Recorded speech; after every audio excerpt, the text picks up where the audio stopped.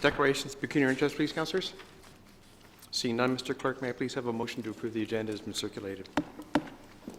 Councillor Kim? Councillor Tom? Second? Thank you. Comments or questions? All in favor? Contrary? Carried. Thank you.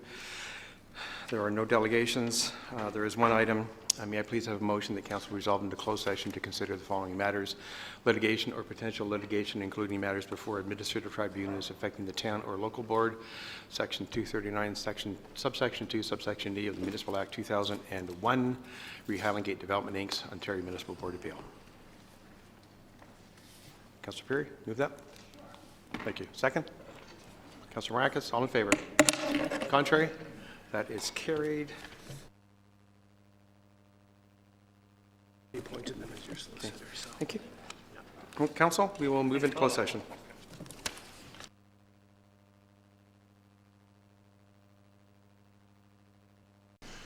Councillor Humphreys? All in favor? Contrary? That is carried. Thank you very much, Mr. Clerk. Thank you, through Mr. Mayor. In respect to the special council meeting, closed session item number 1, litigation or potential litigation, including matters before administrative tribunals affecting the town or a local board, section 239(2)(e) of the Municipal Act, re the Highland Gate Development Inc. Ontario Municipal Board Appeal. Based on the closed session meeting, I would suggest that the following motion be in order: that the confidential direction to staff in respect to the Highland Gate Development Inc. Ontario Municipal Board Appeal be confirmed. Thank you, Mr. Clerk. Would someone care to move that for me, please? Councillor Perry, seconded by Councillor Kim. Comments or questions on the motion? Councillor Maracas. Thank you, Mr. Chair. I know this is a closed session item, so I'm going to choose my words carefully. I would have preferred to go a different route tonight. While I feel there is merit in what's about to happen, I will not be in support of the direction that we are following. Thank you, Councillor Maracas. Any other comments or questions on the motion? I'm sorry, Councillor Perry. Recorded vote, please, Mr. Clerk. Thank you, through Mr. Mayor. Voting on the recommendation to confirm the confidential direction to staff, Councillor Gardner. Yes. Councillor Kim. Yes. Councillor Humphreys. Yes. Councillor Maracas. No. Councillor Peary. Yes. Councillor Thompson. Yes. Councillor Abel. Yes. Mayor Daw. Yes. He wasn't in his seat. Okay. He wasn't in his seat. Okay. Councillor Tom. Voting on the recommendations from... The confidential recommendation to confirm... Yes. Thank you. 1, 2, 3, 4, 5, 6. That carries on a vote of 8 to 1. Thank you, Mr. Clerk. Confirming bylaw, please, Council. Councillors Gardner and Abel, all in favor? Contrary? That is carried. Motion to adjourn the closed session, the special council meeting, pardon me. Councillor Abel, second. Councillor Tom, thank you. All in favor? Contrary? That is carried. Thank you very much. We'll take 5 minutes and then start and then start the council meeting. The clerk needs to get organized for the regular council meeting. Thank you, ladies and gentlemen. We just had a special meeting with closed session. We've closed that. We'll be starting our next council meeting in 5 minutes, assuming we can get everyone back at the table. Open forum, so we will start the standard council meeting. Mr. Clerk, it is 7 minutes after the hour is 7. We are in council chambers Tuesday, January the 22nd. Councillors, may I please have declarations of pecuniary interest, please? Seeing none, Mr. Clerk, may I please have a motion to approve the agenda as circulated? Councillor Perry, thank you. Is there a second, please? Councillor Thompson, comments or questions on the agenda? All in favor? Contrary? That is carried. Thank you. May I please have a motion to adopt the minutes? Special council meeting of December the 8th, 2015, the council meeting of December the 8th, 2015, the special council meeting of December the 15th, 2015, the council workshop minutes of December the 15th, special council public planning meeting of December the 16th, and the special council meeting minutes of January the 12th. Councillor Abel, thank you. Councillor Thompson, you seconding that? Thank you very much. Comments or questions on any of those sets of minutes? There's a number of them there. Okay, so all in favor? Contrary? That's carried, Mr. Clerk. We have three presentations this evening. The first up is Michael Walters, the Chief Administrative Officer of the Lake Simcoe Conservation Authority on the LSRA's strategic plan. Mr. Walters, you have 10 minutes. And if you could let us know who you are and where you're from. Okay, thank you, Your Worship. My name is Mike Walters. I'm the Chief Administrative Officer for Lake Simcoe Region Conservation Authority. It's a pleasure to be here in front of Council, staff, and the audience to present our 2016-2020 strategic plan, vision to action, action to results. Before I get into the plan, I just want to thank staff and the Mayor for being involved in actually developing parts of the strategic plan. We did extensive consultation with all our member municipalities, the province, the federal government, and a number of stakeholder groups. So hopefully you can see yourself within the plan that we have in front of you today. So first off, we have a vision. Our vision, we envision a thriving environment, essentially that inspires and sustains us for generation to come.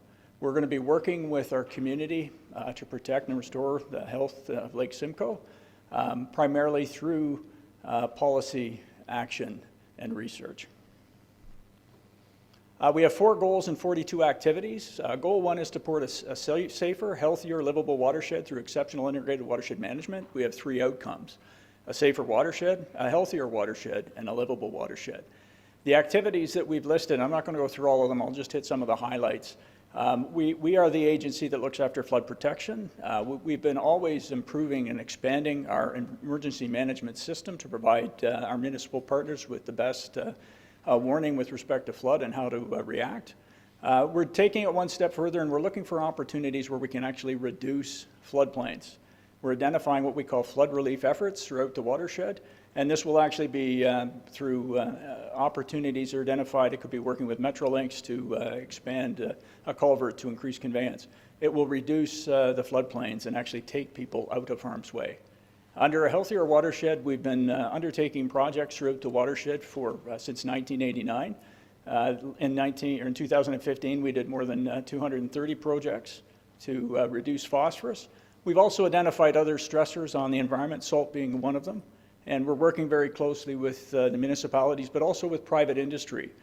Municipalities have salt reduction plans. They're very efficient and effective. We've identified that the private industry is the place where we need to focus. Salt concentrations in our watercourses have exceeded acute levels, and sometimes are in toxic levels. It's anywhere from 200 to 300 times what it was within the last 10 years.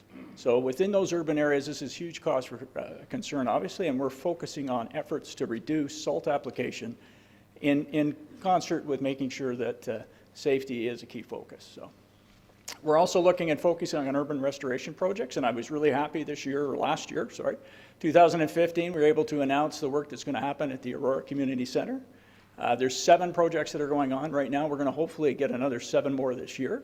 The focus will be on looking at stormwater and how we can best manage stormwater to improve, again, water quality and reduce volumetric issues where we see flooding occurring because of cumulative impacts of growth. A more livable watershed, we've been working very closely with the build industry and trying to promote more sustainable development. We've initiated programs under the low impact development throughout our watershed. We've improved our stormwater guidelines, and they'll be taking effect as of July of this year. And all new development will be required to control 1 inch of rainfall on the site. And that will be a new standard. It'll certainly help with respect to flooding issues that we see in some of the older areas of the urban built-up zone. Goal 2 is to improve knowledge and increase certainty through excellence in research and scientific knowledge. We make informed decisions based on science. We need the information so we can make those informed decisions. There are knowledge gaps. We're going to be filling those in the next 5-year period. We're implementing a citizen science program. We're going to be working to report on an annual basis some of the trends that we're recognizing within the watershed. So it's very exciting, and this will hopefully influence how we manage the watershed moving forward. And increase certainly. One of the biggest potential threats that we face, and we are living it now, is climate change. We're seeing a real change in the storm events that are occurring throughout the watershed. We're seeing these massive events that are coming in. They're causing flooding, erosion, and all sorts of other problems. We're going to be working with our municipal partners to look at climate change adaptation and a mitigation strategy, as well as a carbon reduction strategy to affect the root cause of climate change. Goal 3 is to create a more connected and engaged watershed by working with our community through education and engagement. We need to inspire action of the community, and that is something we're going to work very hard on in the next 5 years. We need to give the community opportunities to get involved in the protection and restoration of Lake Simcoe, and we're going to be identifying those opportunities in year 1. And we're going to hopefully be getting out and engaging more young and old people throughout the entire watershed. Also, we have to look at partnerships. Partnerships is a cornerstone of what the conservation authorities do. We can take $1 and turn it into 6 by partnering with our municipal partners, private enterprise, and we're going to continue to do that and align those goals that we have with your goals to hopefully get value added. So we're also looking at enhancing our collaboration with First Nations, and I'm happy to say that we already are undertaking for the first time a sub-watershed plan on Georgina Island. And that is a great start. And hopefully we're going to have a very bright future working with First Nations. Finally, goal 4 is to build a stronger, more valued organization. This focuses inward, and essentially it looks at how we can better improve our service delivery. We're looking at negotiating the transfer of environmental compliance approvals from the Ministry of Environment. It's a duplication of process as it exists now, so we can see some definite benefits from doing that. We're also looking at harmonizing our services with other conservation authorities. So for example, in Aurora's case, it would be the Toronto and Region Conservation Authority, ensuring that the programs and services it offered, the fees, some of the regulations can be as close as possible, similar as possible. And finally, better partner. We need to invest, continue to invest in technology in our workplace. We're looking at an asset management plan. We're looking at a financial strategy, which is much more sustainable. And we're going to be looking at the private sector to be a partner more and more. We understand there is only one taxpayer. We cannot continue to go back to our municipal partners and look for them to fund some projects. There are opportunities to work in partnership with the private industry, such as the insurance industry, for one example, who have a vested interest in flood control. So with that, our path ahead is very clear. We have 5 years which to complete those 42 activities. We're currently developing our work plans for all 5 years. Our budgets are linked to the work plans, and our goals and outcomes will be to protect Lake Simcoe. So hopefully 5 years from now, I can stand up in front of council and demonstrate that we've actually achieved our goal and actually improved the health and quality, not only of the lake, but the water courses draining into it. So thank you very much. Thank you, Michael. May I have a motion, please, all to receive the presentation? Councillor Maracus, Councillor Thompson. Comments or questions for Michael? Councillor Maracus, Councillor Gardner. Thank you, Mr. Chair. Through you to the presenter. Thank you very much for coming tonight. I just have a question as far as the Georgina smelter, and I'm just wondering the effects that it's had on the watershed and what steps the Conservation Authority has taken to correct this serious issue.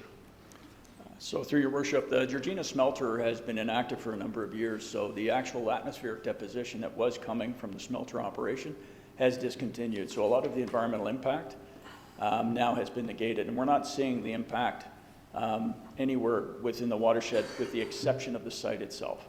So the site is a brownfield that is contaminated. It has been capped to ensure that that material doesn't move off-site. And at this time, there are efforts and discussions with the Ministry of Environment and Climate Change on how best to proceed with the municipality. And the municipality has taken the lead as the key agency that's involved in those negotiations. We're providing a support role. So, Councillor? Thank you. Councillor Gardner. Thank you for coming. I think it's the first time you've come and you haven't mentioned phosphorus. So how are we doing with that? Through your worship, phosphorus still remains an issue. We have seen reductions in concentrations in some of our water courses, which is a good thing. However, the overall load to the lake still remains above the provincial target. So efforts to remove sources of phosphorus are ongoing still. I don't think they'll ever be done in my lifetime. So there always will be programs to try to reduce it. We've made great strides forward in the urban areas, and we've already worked in the rural areas for about 20 years. So really the focus now is on the urban restoration program I mentioned in the strategic plan. And it'll be working with our municipal partners to try to control the old urban area, which currently has no control, and treating it so that the phosphorus from that area is controlled and reduced. So. Thank you. And following up on that, when you were talking about how to best reduce stormwater or stormwater best management, and you're talking about controlling 1 inch of rainfall on site. Are you talking about new developments or developments as they become infill developments? Through your worship, both. So Great. we're looking at criteria is different. For new development, the standard will be that it's 90% of the storm event that would fall, or 25 mils, which is roughly 1 inch of rainfall. For redevelopment, we would look at that target, but there would be a staged approach. If it couldn't be achieved, we would look at best efforts on the site, and there might be an offset that could be provided on another site to make up that 1 inch. Thank you. Just quickly, 2 ways. I'll give one. Permeable pavement would be one option. What would be another way to contain that rainfall? Through your worship, biofilters, rain gardens, infiltration devices that actually take the water, treat it at the source, put it back into the ground after it's been treated, so it's going back in to support the groundwater system. Thank you. Councillor Kim. Thank you, Mr. Mayor. Thank you, Mr. Walters, for presenting tonight. So you have the Source Water Protection Committee, and you take a holistic view by being inclusive and including Native people as well as commercial, industrial, and agriculture. The end is to create a plan to protect source water. What are the timelines on having a plan on hand? So through your worship, the plan was submitted in January of last year. It came into effect in July of last year. So the plan actually now, and all the policies associated with that plan, are in effect. So your staff have been working very diligently to ensure that those policies are achieved within the town of Aurora. And we have our board of directors, along with some other individuals, form what we call the Source Protection Authority. We collect all the information from all the municipalities within the watershed and provide that information to the Ministry of Environment and Climate Change.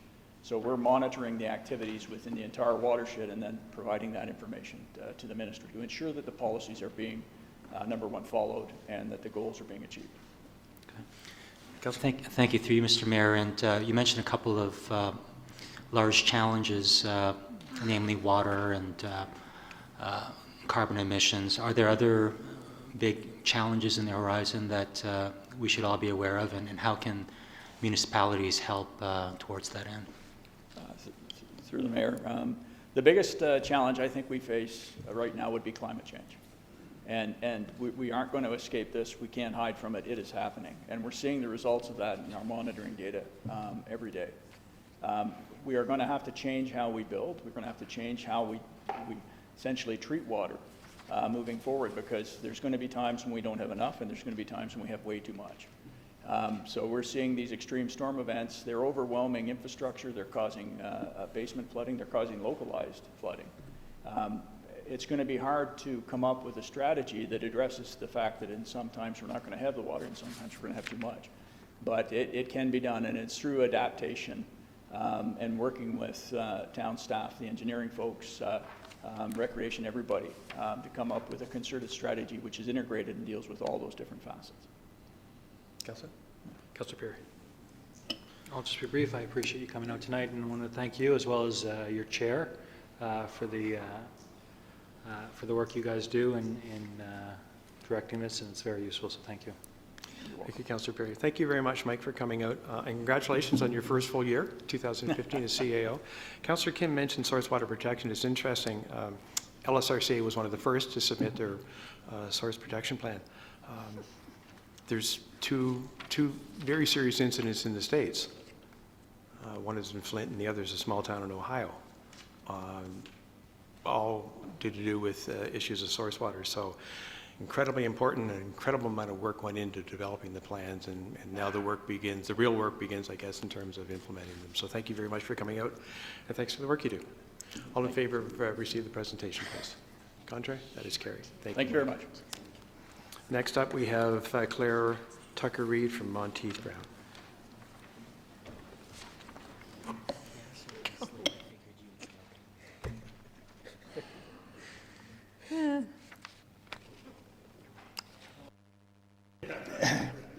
My name is John Frittenberg. I'm with the JF Group, part of the consulting team standing in for Claire tonight. I'm here to present an overview of the sport plan. The sport plan has been in development in parallel with the recreation facilities master plan. And so consequently, many of the activities that were undertaken as part of the sport plan were done in conjunction with the same activities that were being undertaken for the recreation plan.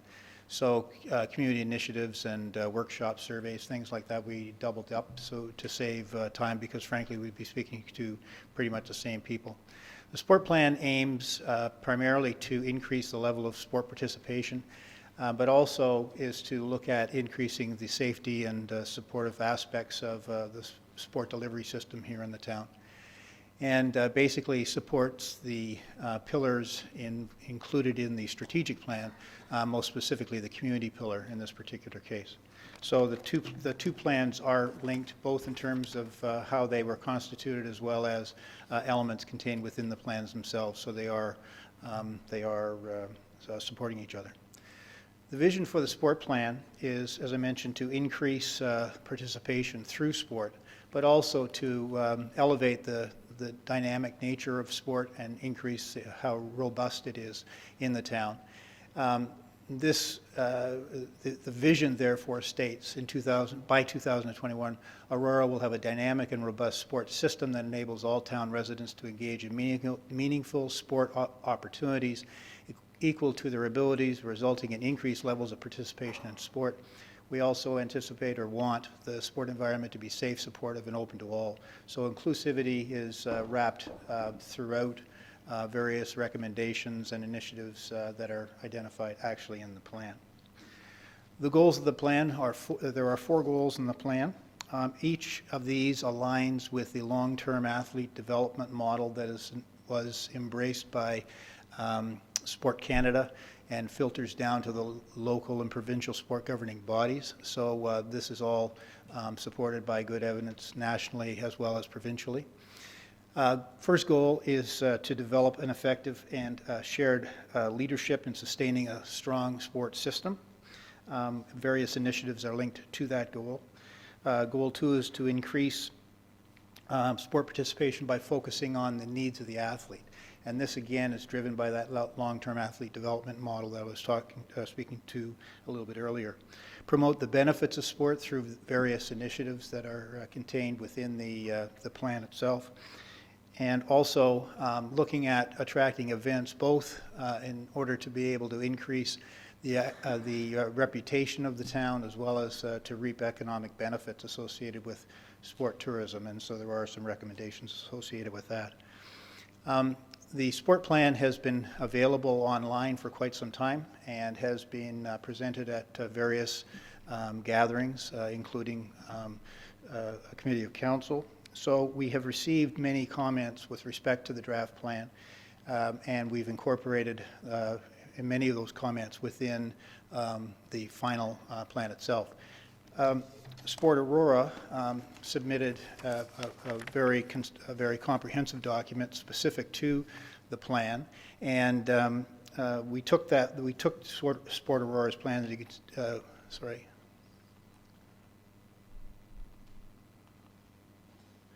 There seems to be something missing here, but anyway. The Sport Aurora generally identified the fact that they were pleased with the plan. They talked about the fact that the sport tourism, which was originally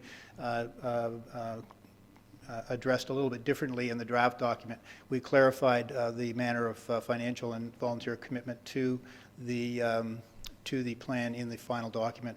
And we also clarified the fact that the demographics that were contained in the plan were actually quite accurate. Sport Aurora also asked that we reconsider the recommendation with respect to actually the implementation of a new sport development officer. We believe that the development officer will be required in order to be able to effectively implement the plan, primarily because there's other things beyond what is contained within the initiatives that need to be considered as far as supporting sport in Aurora. So we stayed with the recommendation associated with hiring a sport development officer. There are seven key recommendations, which represent 22 different initiatives contained within the plan, and I think you can see them there. And I'm out of time, so I'll happy to answer your questions. I'm sure Claire could not have done any better. Council, may I have a motion to receive the presentation, please? Councillor Perry, Councillor Humphreys, thank you. Comments or questions for, I'm sorry, I didn't catch your name. John Frittenberg? Thank you, sir. John, any comments or questions for John? Councillor Gartner, Councillor Thompson-Abel. Thank you. Thank you for coming. I'm very glad to see that the sport plan includes the value of sports in Aurora being open to all town residents, no matter what their abilities. So could you give me some examples of that? We want to make sure, and there are initiatives contained within the recommendations that, for example, marginalized individuals are provided opportunities. Certainly people with physical challenges are also provided opportunities to access facilities as well as programs.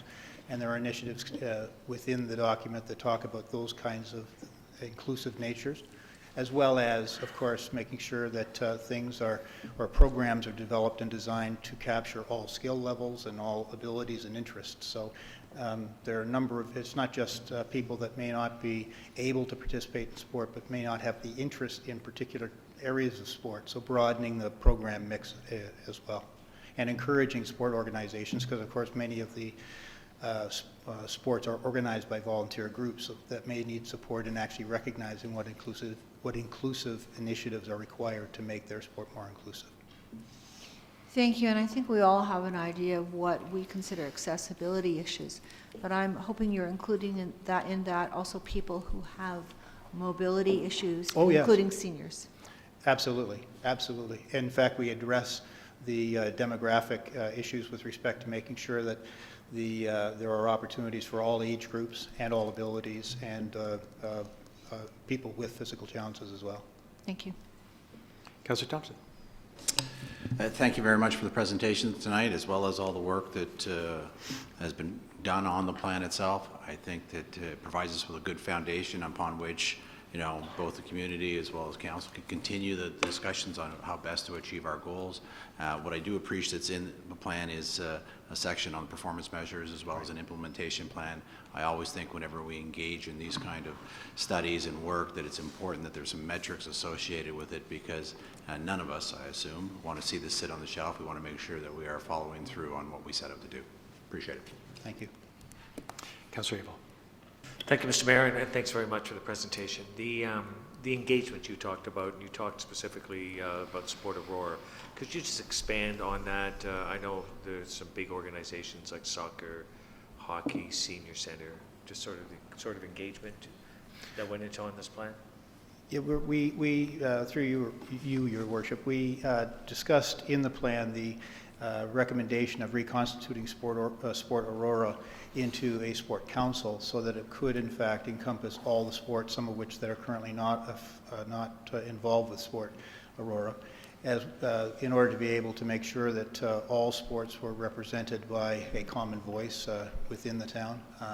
That would certainly bring a more comprehensive approach to the implementation of the plan as well.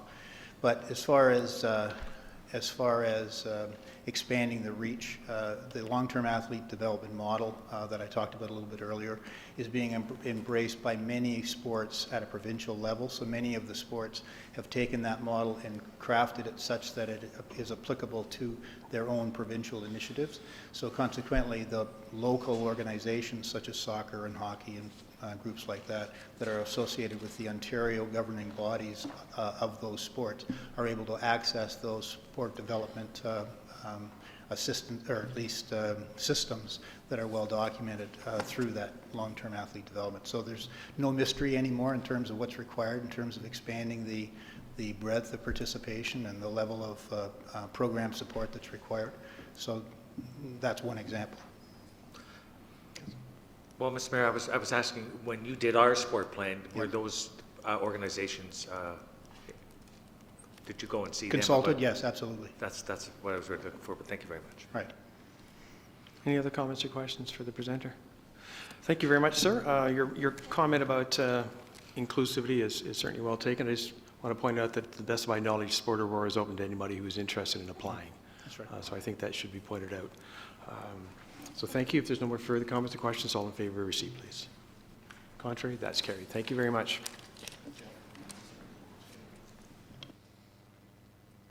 Mayor Dodd, can I just ask when, we received this in our mailbox with that it would be received for information, but I didn't see it on this agenda. So is there a timeline for when it's going to be Mr. on the Downey? agenda?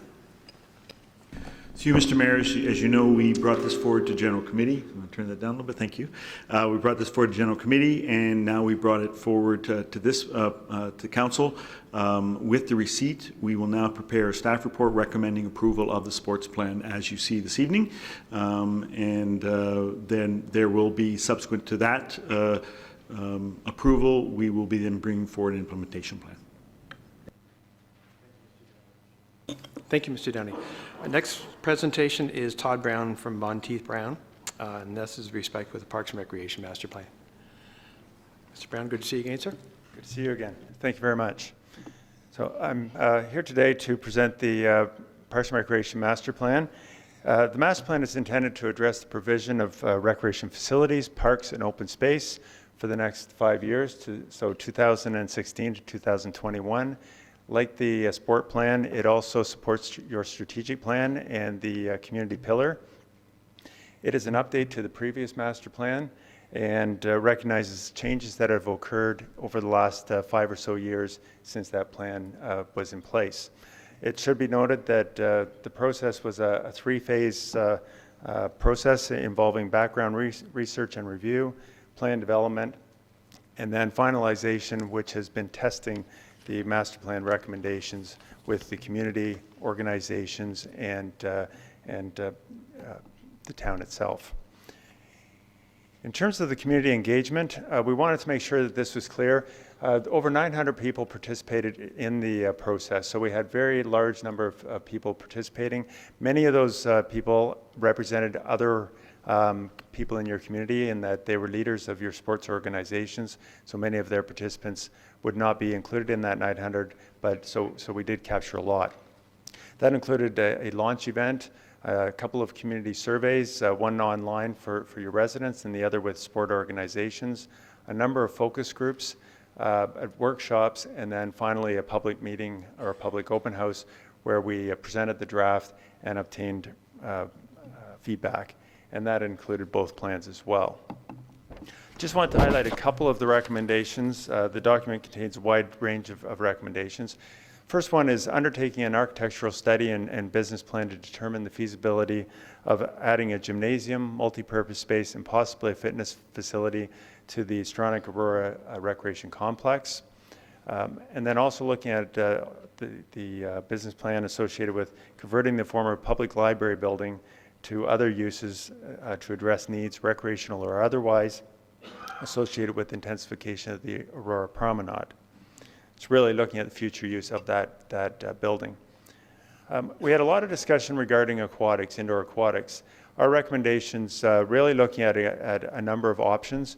So looking at maintaining the status quo, exploring the provision by partnership, so looking at area municipalities as potential partners or nonprofit organization, potential of adding another tank to either one of your current facilities, or constructing a new indoor aquatic facility.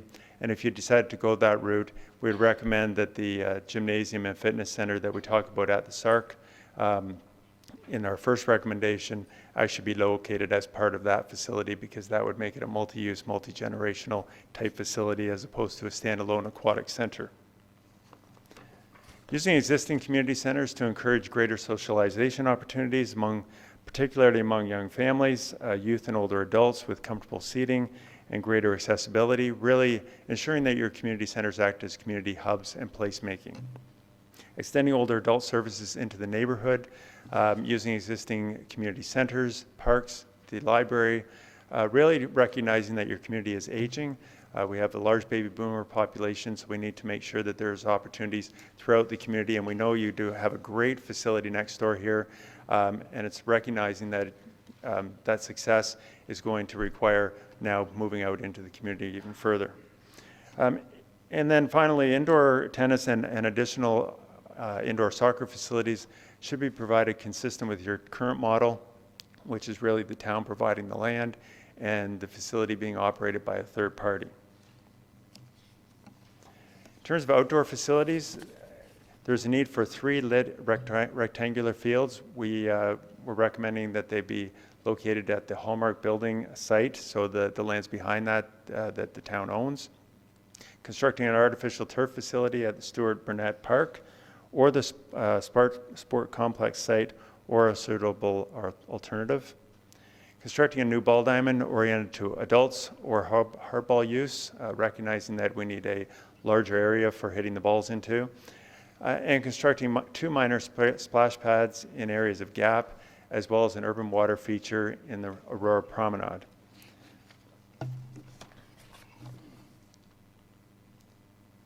Providing tennis courts, basketball courts, and playgrounds within neighborhood parks in developing areas, more specifically the Aurora 2C lands. Ensuring that new and rejuvenated playground areas incorporate barrier-free access opportunities to ensure that both children and their caregivers are given the opportunity to participate.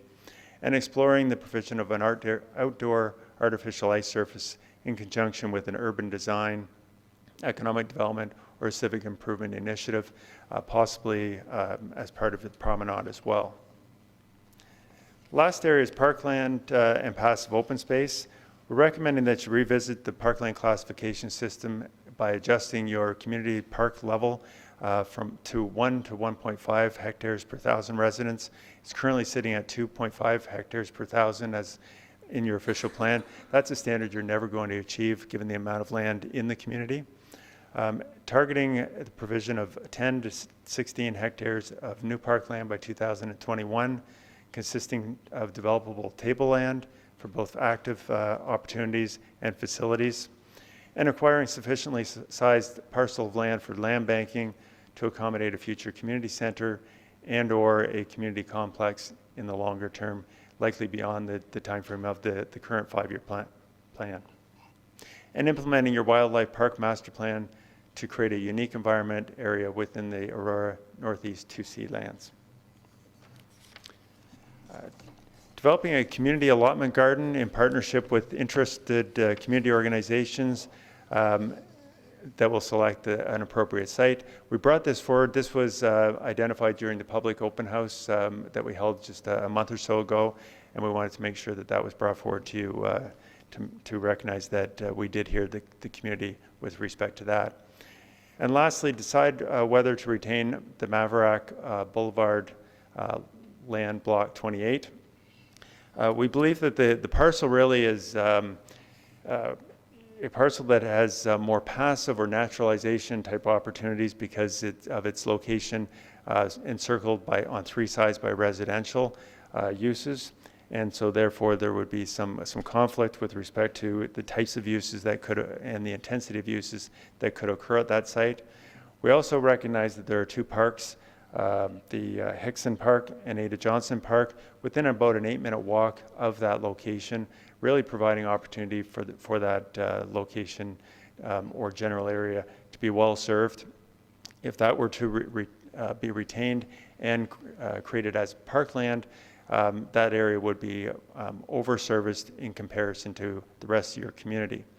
We do believe, however, that divestiture of that parcel creates an opportunity for the municipality by enabling you to reinvest those funds through the divestiture of the lands to find a better suited parcel that reconciles deficits in the community and perhaps provides an opportunity for that land banking for a future community center or multi-use sport field park. And I'd be pleased to answer any questions you may have.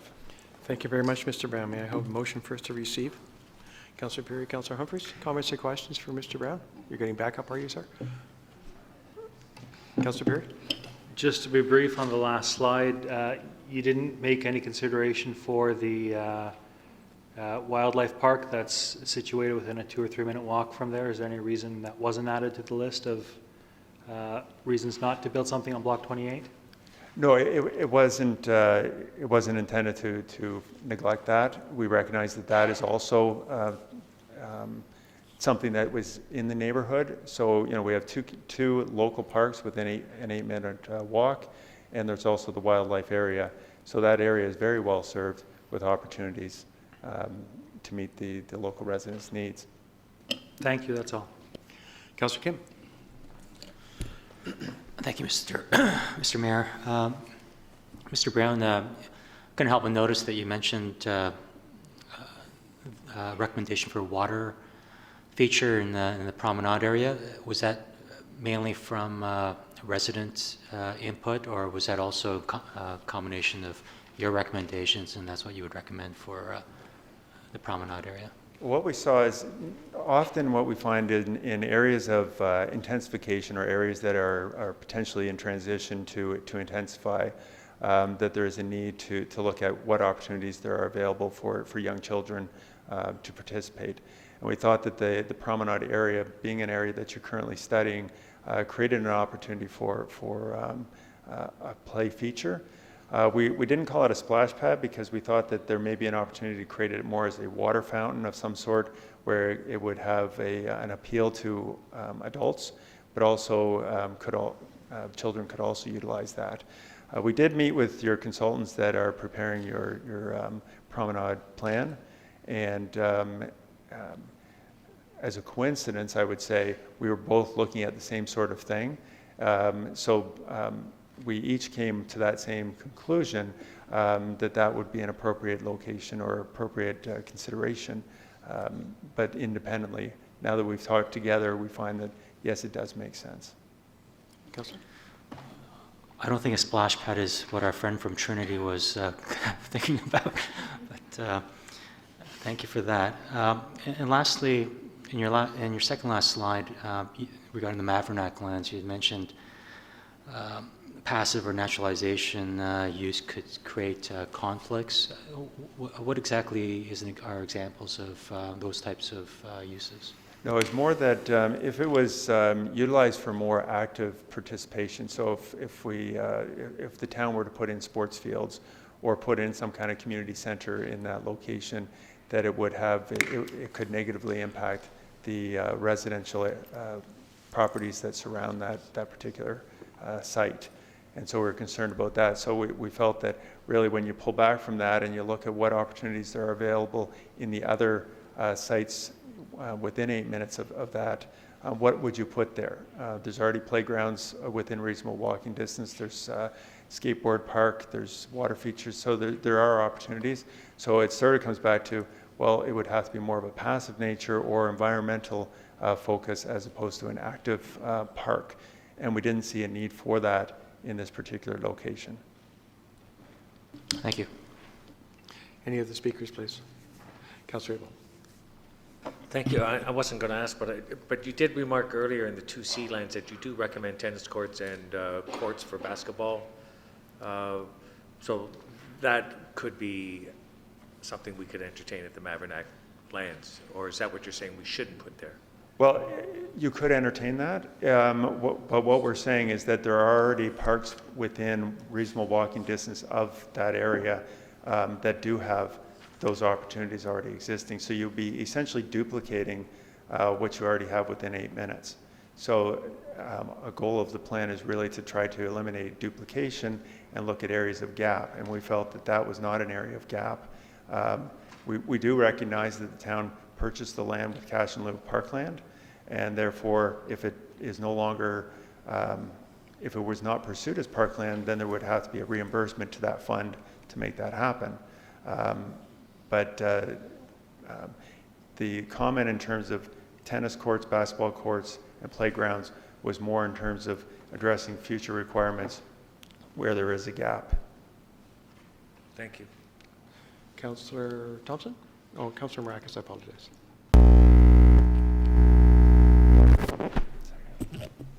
Thank you, Mr. Chair. Through you to Mr. Brown, thank you very much. It's great work. Just one question. I'm looking through the recommendations, and I'm just wondering,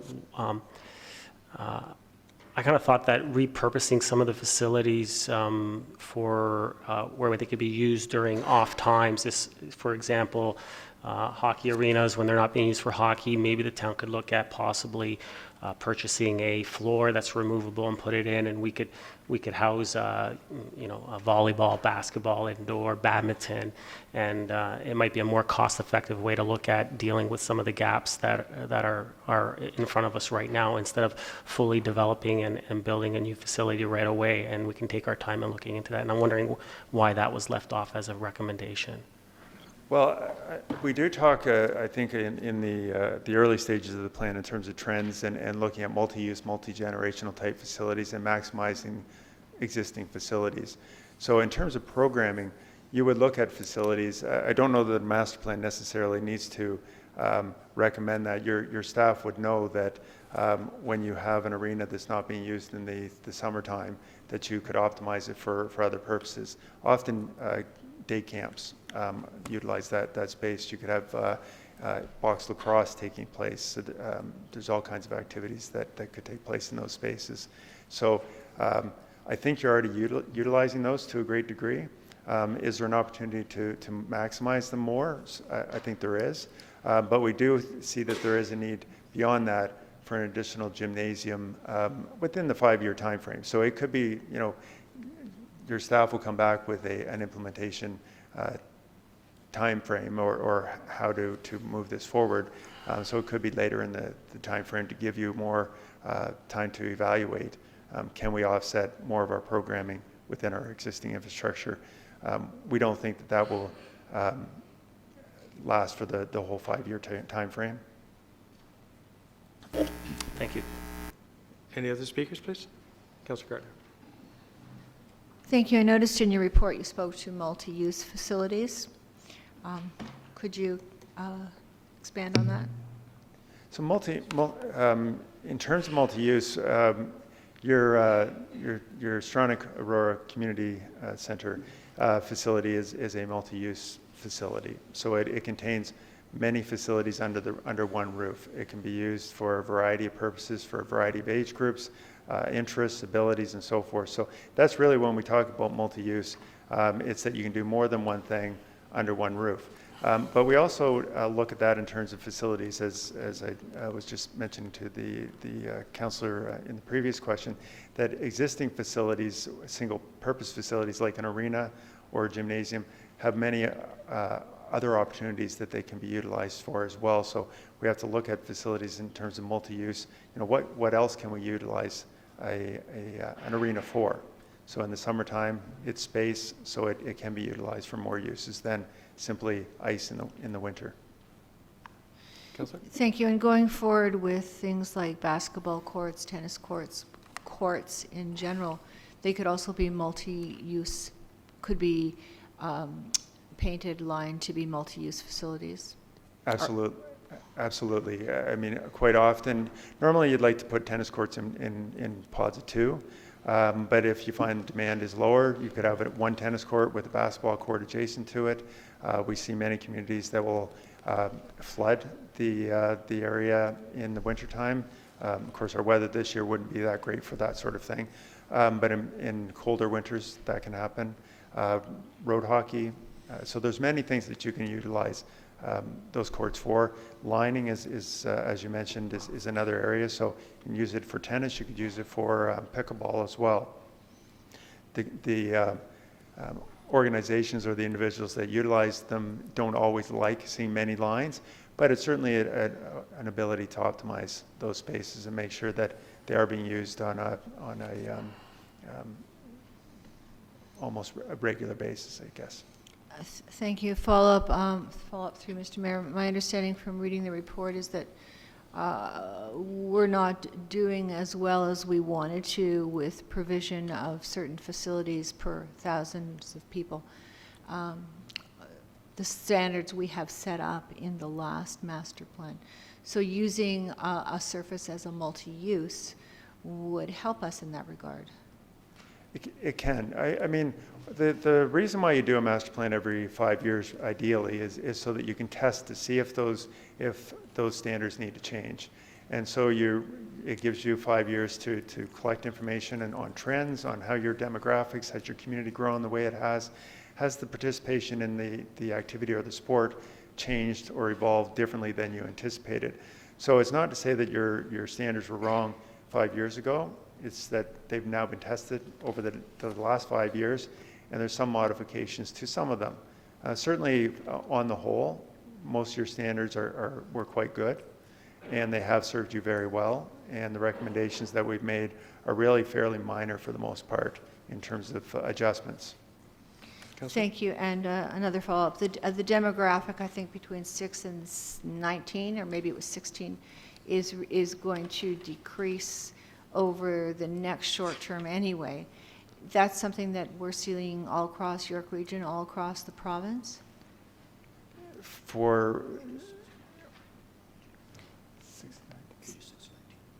Oh, sorry. That age range. So the teenager. Pre-teenager, teenager generating the need for rec facilities and programming. That's happening all over the province? It's happening to varying degrees in different parts of the province. Some communities have a much younger demographic.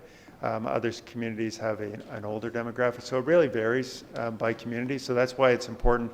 When we look at master planning, we look very specific at your community and what your community is doing, so that we can understand how many 16 to 19-year-olds there are today versus what we anticipate there to be in 5 years from now, so that we can target the right number of facilities that would be desirable or needed to meet their needs.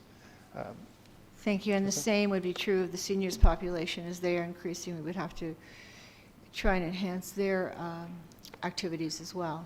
Absolutely. And for the seniors or the older adult population, we do have this large baby boomer demographic that is really affecting communities right across the province. So the size of that population can vary community to community, but the overall effect is still there. We are seeing larger numbers, and they are looking to do many things. And so it's expanding the range of activities that can occur across your municipality to meet their needs. And certainly, as I mentioned, the facility next door to you is doing a great job providing a wide range of opportunities. But we do see other activities that older adults are looking to pursue within parks and within facilities that facility itself doesn't necessarily accommodate. So it could be, organized hockey, for example. So we're looking at programs and facility space. We're considering programs, but it's more facility focused in this document. Thank you. And the last thing that I didn't understand under the pool section, it seems that the Aurora Family Leisure Complex pool is being underutilized, and just in this past 5-year period, the SARC pool is way more demand than we have, but that's only in the last 4 years, and we haven't seen that before. So is there an explanation for that? Well, I think there's a couple explanations. I mean, SARC is a relatively new facility, so that tends to drive people to that facility. The challenge that you have with the Aurora Family facility is that it doesn't have a lot of depth to the pool, so it limits some of the activities that can take place. And certainly we heard that from Sport Aurora in terms of the ability for their swim organizations to utilize the facility for some of their activities or some of their training. Because of the depth of the pool, it limits the swimming type and also the inability to dive into the facility itself.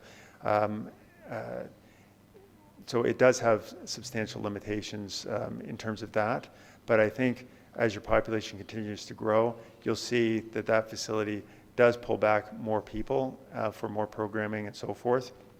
Our concern in the sort of the 5-year time frame is the need to really look at the more competitive type swimming opportunities and the swimming lessons, and providing one additional tank, being more of a rectangular tank, whether it could be accommodated at that site, at the SARC facility, or a facility on its own. Thank you. Thank you. I apologize. Any other comments or questions for the presenter? Mr. Downey, could you let us know when the plan will be coming to council for discussion? Through you, Mr. Mayor, I can bring a report either to the next council or I can bring a report to the next general committee, not February 2nd, but the 16th. At that point, I'll be asking for a approval of both documents. And once approval is received, then we will then, at a future meeting, be presenting an implementation plan. I would suggest the 16th, Mr. Downey. Thank you. Thank you. All in favor of receipt, please. Contrary? That's carried. Thank you very much, Mr. Brown. Council will move to public service announcements. Councilor Maracas, may I start with you, please?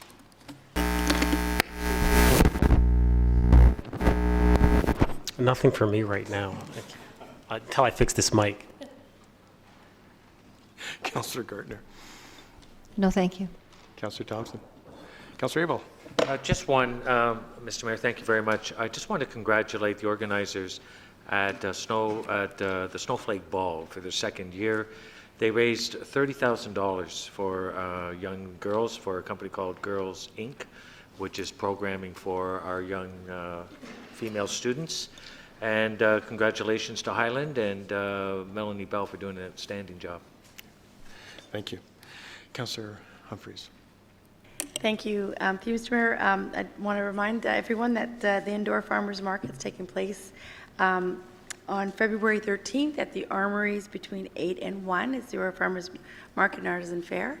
And I believe on February 4th there's a Mardi Gras North event at Osh Shucks. I think it's going to be benefiting South Lake. I will get the details of that further and come back tonight. I just was looking for a little more information. Councillor Tom. Councillor Kim. Yes, just a reminder to residents that the outdoor skating rinks are now open. I used one of the facilities last weekend. There's 4. There's Town Park, Matchell Park, Ada Johnson Park, and Confederation Park. And if hockey players can please be mindful of the regular skaters who wish to also skate around the rink as well, that'd be great. Thank you. Councillor Perry. Monday, February 15th is the Arctic Adventures in town.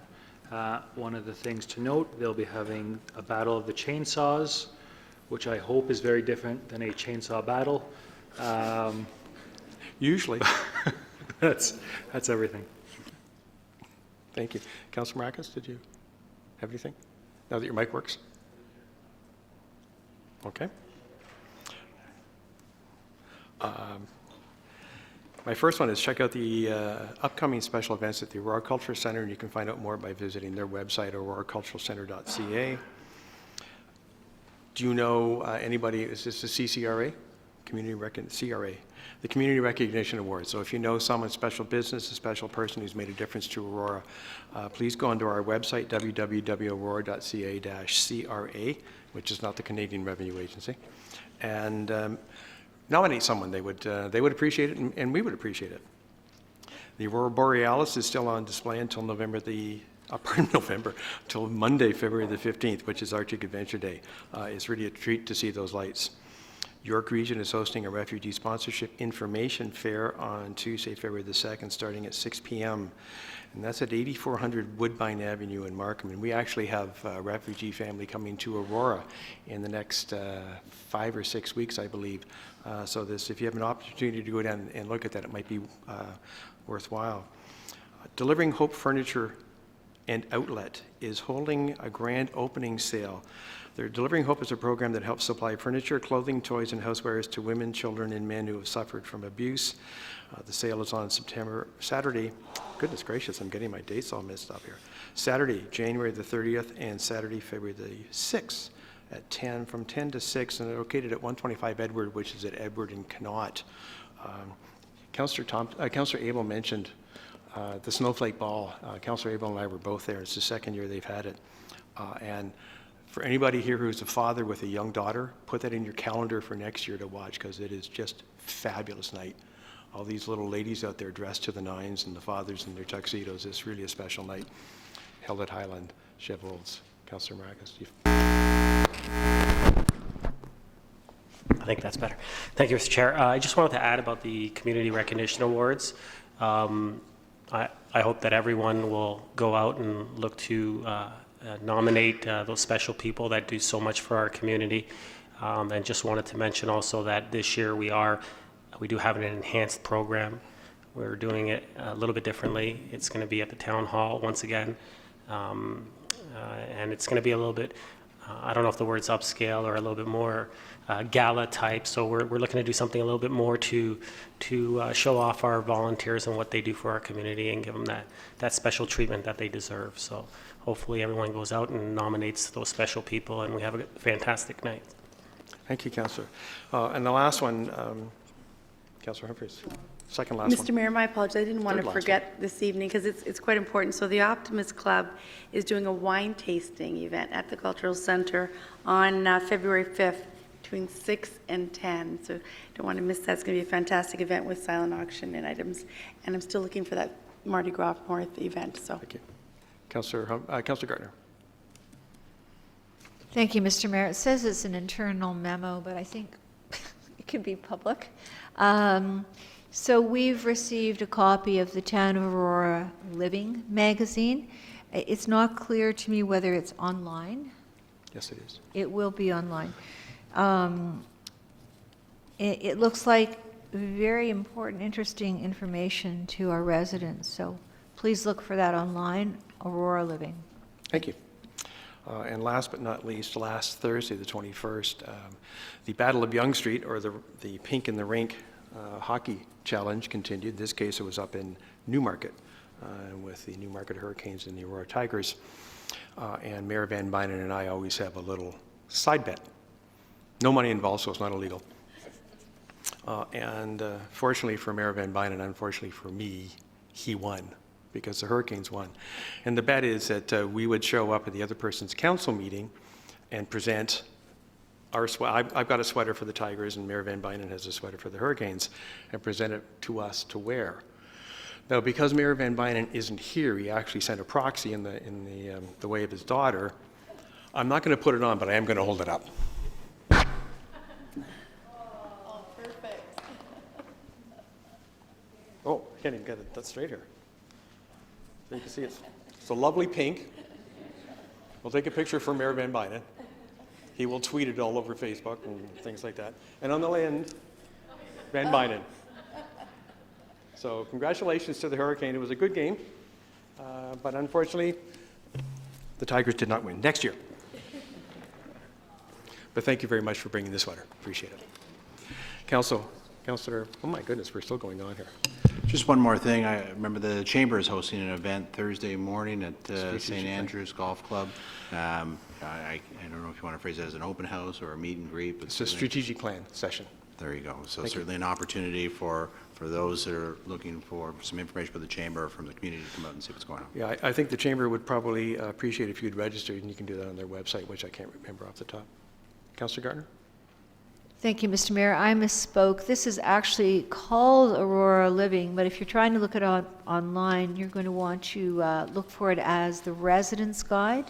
And it has not only a guide, but the 2015 annual report, which I think everybody will find very interesting. Thank you. Okay, Council, we'll move to determination of items requiring separate discussion. Councillor Peary, I believe I start with you. Item number 5, please, for tonight's agenda. 5, which is the closed session meetings from the 19th. Thank you. Councillor Kim? Items 4 sub 7, the Northern 6 waste collection contract. Mm-hmm. Councillor Tom? Item 4, sub 15. Thank you. None for me. Nothing for you. Councillor Abel, you're good. Councillor Thompson? 4 sub 8, 4 sub 3, 4 sub 4. Hold on there. I can only write so fast. Item number 7, and of course the regional report.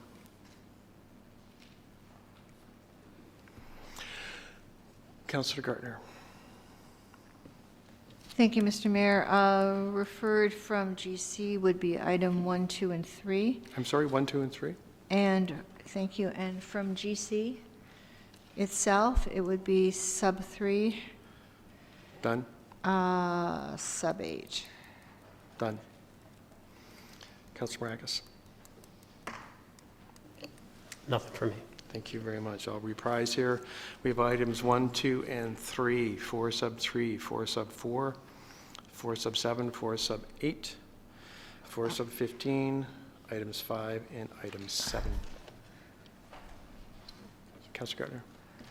Thank you, Mr. Mayor. Also, from GC, item number 15 Done. was been pulled. Thank you, whoever did that.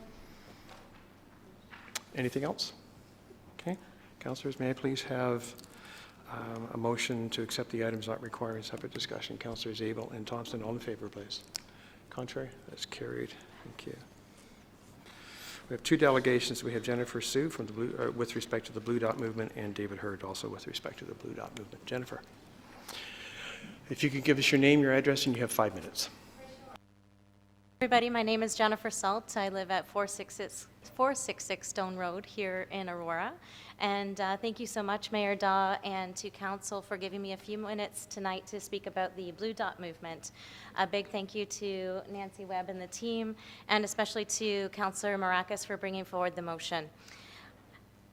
Concern for the environment has come to many of us in one way or another. And for me, it was a family trip to Michigan. When we drove through an area I later learned was called Chemical Valley, home to over 60 oil refineries and factories, and according to the World Health Organization, the most polluted air in all of Canada. Of course, I didn't know this when I was 10 years old. I just knew I was petrified by what I saw, and I was very upset by it. Clouds of dark smoke being poured into the air. Wasn't this dangerous? Wasn't this bad for us? And I was so upset by it, I questioned my parents about it for the rest of the trip and for days on end after, until they said, Jennifer, just write a letter. So I did. But my point is, as children, we question things. And as adults, we start to accept things, and we start to get really good at distracting ourselves from things that just seem a little too upsetting or insurmountable. Creating a sustainable environment is not insurmountable, not if enough of us start to ask questions and stop looking away. The Blue Dot Movement is a growing national movement based on the idea that everyone in Canada deserves the right to drink clean water and breathe clean air. As Canadians, we currently don't have these rights protected. By participating in Blue Dot, Aurora will demonstrate that it is a leader on environmental rights and is ready to protect the people and places that we love.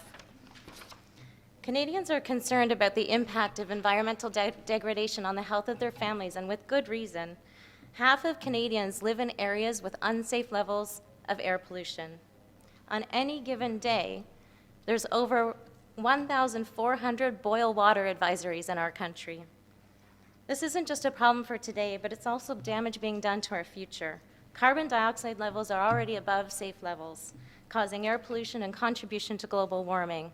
14 of the 15 hottest years on record have occurred since the year 2000. And according to a report released just last week at the World Economic Forum, if we continue at the pace we're on, by 2050 there will be more plastic in the ocean than there will be fish.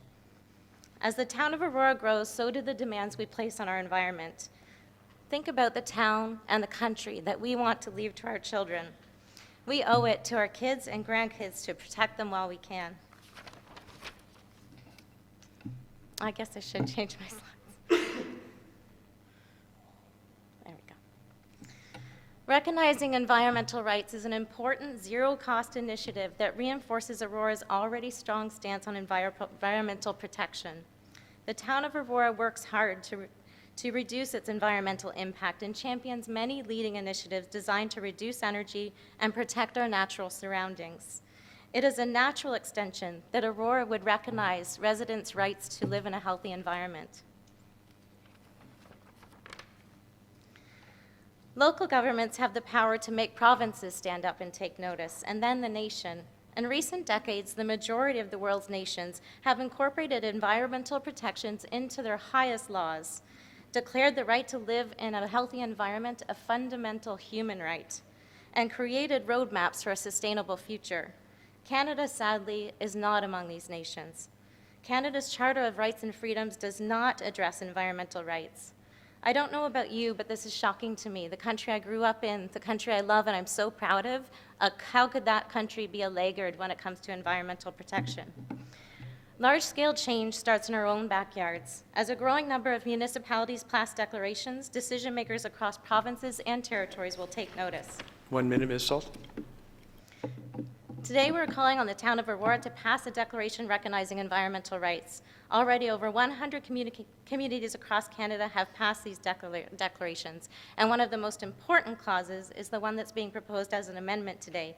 This clause states that Aurora will send a letter to the province calling for a public review of the Ontario Environmental Bill of Rights and a letter to the federal government calling for federal legislation. The Blue Dot Movement has provided templates for both of these letters. At the national level, there's a private member's bill on the table to establish a Canadian Environmental Bill of Rights, but this same bill was raised in 2014 and did not become law. The Constitution is a statement of our values as a nation. To not include the right to clean air and water is a serious gap. Thank you so much for your time today. I believe that we need this declaration here in Aurora to protect our health and our children's health, and I'm hoping you do as well. Thank you very much. Well done, right to the second. Tremendous. Councillor, may I motion to receive the delegation. Councillor Sunfrey and Kim, comments or questions for Councillor Maracus, Gartner, Thompson, Humphreys, probably a bunch of others. Thank you, Mr. Chair. Through you to Jen. Jen, thank you very much for coming and sharing your personal story also. And I'd like to thank you and the members of the Environmental Committee for bringing this forward and bringing it to our attention. And I was more than thrilled to put this forward, and I'm looking forward to discussing this when we get to the issue. So once again, thank you very much for bringing that forward. Councillor Gardner. Thank you very much for coming. It's very interesting to me that the environment, even with all that's going on, seems to be falling through the cracks. So what is your confidence that the federal government can be lobbied? Absolutely. Through you, Mayor Daw, the Blue Dot Movement has seen incredible traction across the nation. It's incredible that already 100 municipalities have passed declarations, and we've seen movement and considerations at the provincial level already. So it's definitely something that is starting to show traction, and I think if we get enough municipalities on board, we will get there. Councillor Thompson. Thank you, as everyone has said, for being here this evening. Within the presentation, you talked about a couple of the commitments that are being asked is to engage the higher levels of government in trying to get change brought about. But, you know, are you aware of other initiatives or actions that other municipalities have done to help further the goals of the movement itself, that maybe you could share some of those ideas? Because, you know, while I have no issues with being a signatory to it, I like us to continue to push the envelope and be a little bit of a leader within it. And so what are some of the other initiatives that other municipalities do that perhaps we could consider going forward? Absolutely. Well, first of all, that's music to my ears. Thank you. And we do see a lot of municipalities creating awareness for the Blue Dot Movement, bringing it forward in events and creating awareness for the declarations that they have passed and the support that they have behind it. So I can certainly commit to going back to members of the Blue Dot organization for ideas of how we could bring this forward in Aurora. Councillor Humphreys. Thank you so much, Mr. Mayor. Thank you again for coming. You did a great job on this presentation tonight, and the Blue Dot Movement, which I had heard about. You know, Dave Suzuki, we used to watch years ago on TV with the fishing shows and everything. It's always been environmentally friendly, and it's a great, great leader in that. But I'm just surprised to know, and in doing some research and speaking to Councillor Maracus on his motion, which is absolutely fully supported and endorsed, that there's over 110 nations in the world supporting this, and yet we're not really one of them. So we need to do, kind of get with this and support it and move through the areas. And I'm just, excited that you're here and you're getting the ball rolling for us. And thank you so much. Thank you so much, Councillor. Councillor Tom. Thank you, Mayor Daw, and thank you very much for coming out. I just have a quick question. I did go through the website for the Blue Dot program, but I would like to ask, is the goal of the Blue Dot program as the end game to be 100% off petroleum products and fossil fuels? They have not stated that as a goal from what all of the literature that I've read. I think the goal for the Blue Dot movement, the end game goal for them, is inclusion of environmental rights in the Constitution. So they're looking at a Canadian Environmental Bill of Rights as an alternative to that, but really the Charter of Rights and Freedoms, if that can include the right to a healthy environment, that would be what the Blue Dot is looking for. Thank you very much for the clarification. Thanks for coming out again. Thank you. Any other comments? Councillor Matthews? Mr. Mayor, I don't know if it's the right time, but can we move this forward in the agenda this evening when we talk about Not right now. items? We've got some other things that we have to work with. Thank you very much, Jennifer, for coming out. We appreciate it. Mr. Hurd.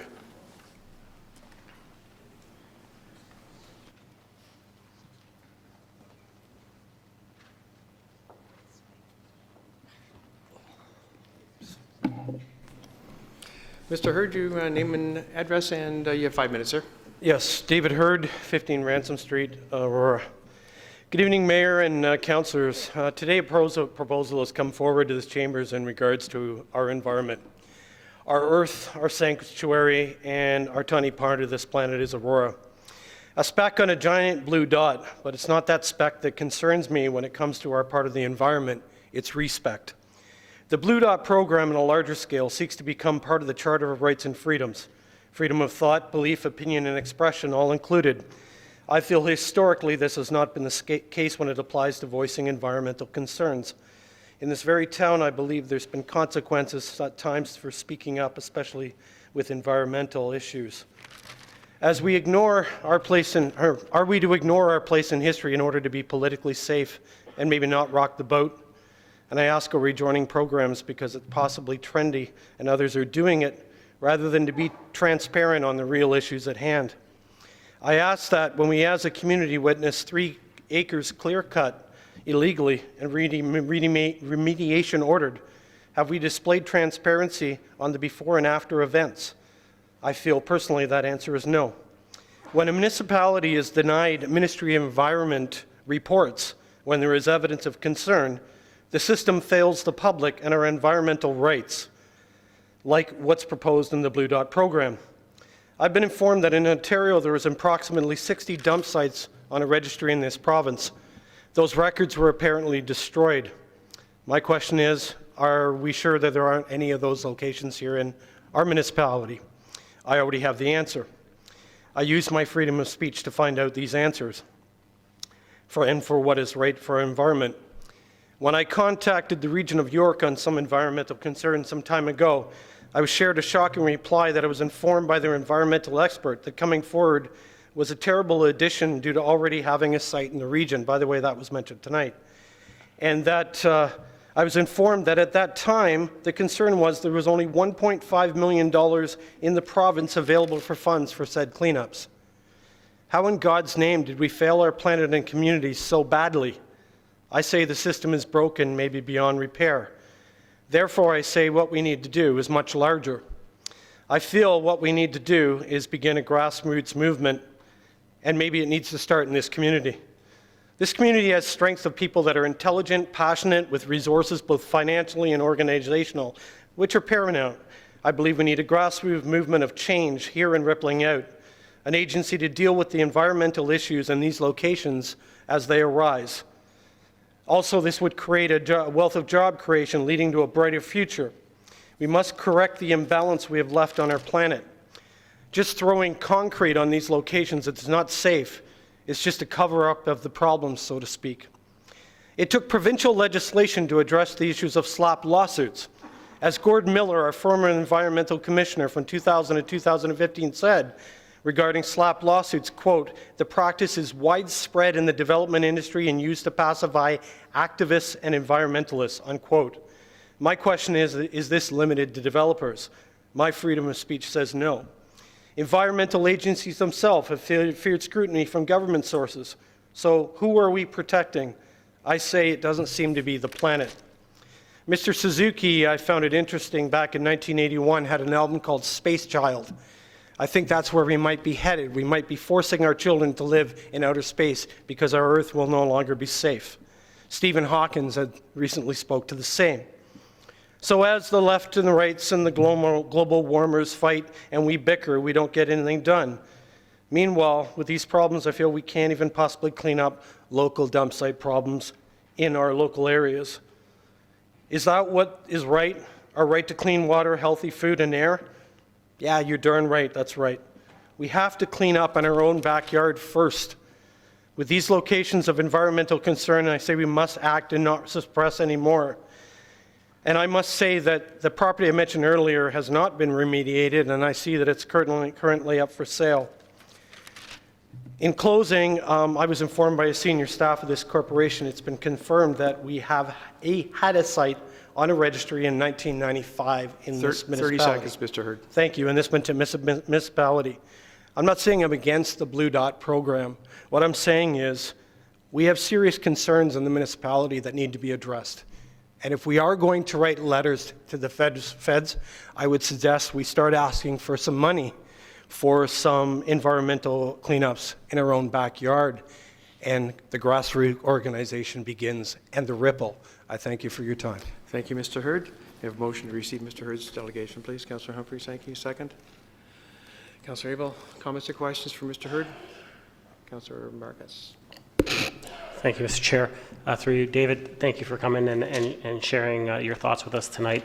I appreciate everything you said. I would definitely welcome you and encourage you to come out to our environmental committee meetings and speak to the committee and share your thoughts and your concerns so we can galvanize together and do something about this. I can tell you for a fact, I'm not afraid to raise the issues.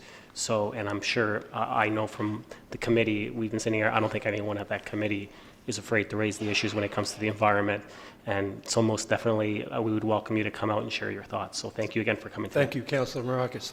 Councillor Humphries. Thank you, Mr. Mayor, and thank you for coming forward tonight. It's great to continue to hear those issues and concerns, and we have an accountability to the town to address those. I appreciate Councillor Marcus's comments to go to the Environmental Committee, Advisory Board. I believe that, Advisory Committee. I believe that those concerns should be heard there, and I'm sure that the committee would do a great job in representing the town's perspective and some of the key issues that you mentioned tonight. Thank you. Thank you. Thank you, Councillor Humphries. Any other comments or questions for Mr. Hurd? All in favor of receipt of the delegation, please. Contrary? That's carried. Council, just before we move forward, I'm going to ask the clerk to make a comment. Thank you. Through Mr. Mayor, Council will no doubt recall in respect to closed session tonight that it had, without disclosing what happened, it had requested that some private individuals attend to speak to one of the items. Staff have made arrangements for those individuals to just provide their comments and you can ask their questions tonight. And so it would be our recommendation that we just move into closed session to hear from them. We won't make any decisions, come back out and deal with the items. I don't think it would take too long. It's just to ask them some questions. It's what Council requested. Councillor Marcus? Thank you, sir. I do have a little bit of an issue with that. Okay, hold on. Before I'm going to ask someone to at least put that on the Okay, floor so we thank can you. properly discuss it. Councillor Abel, thank you. Second. Councillor Kim. Councillor Marcus. Thank you, Chair. My recollection is the last time we moved into closed session in the middle of the meeting or near the beginning of the meeting, Rogers had closed the feed and the residents were not able to watch the rest of the meeting. So I do have some concerns because there are some issues that I feel that residents do want to know what's going on and want to hear the debate and the outcomes of those decisions. And I would fear that Rogers would close down the feed. Thank you. Councillor Thompson.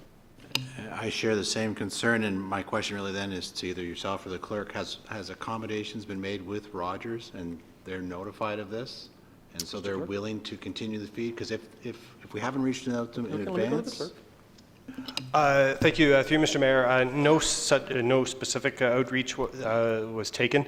It was not believed that the closed session would take very long at all. I know that members of council just wanted to ask a couple questions of the. So. But based on prior experience, I think that it would have been prudent on us to take that action, so I can't support it. Any other comments or questions? Okay, the motion is on the floor. We're then moving to closed session for a very short period, probably 15 minutes at the most. Calling the vote. All in favor? Contrary?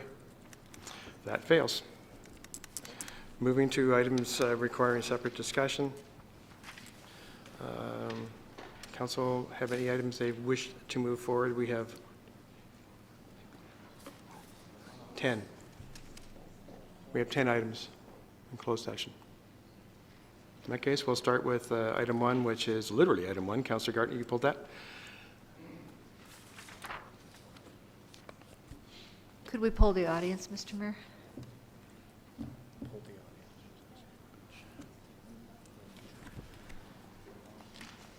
Council, you're not the council, are you? Specific items that have been pulled for separate discussion that anybody would like to hear addressed first? I'm seeing none. Councillor Gardner, back to you. Thank you, Mr. Mayor. I pulled item number 1 from the council agenda. Is that what Motion, please. No, I'm just clarifying. Are you talking about item number 1 from the council agenda? Yeah. Okay. Thank you. Yeah, thank you. I thought we were going to do our GC items first. I'll move as is. Thank you. Second, please. Councillor Perry, thank you. Councillor Gardner. This is the pre-development tree agreement and pre-development tree protection and compensation agreement for Brookfield Homes Limited.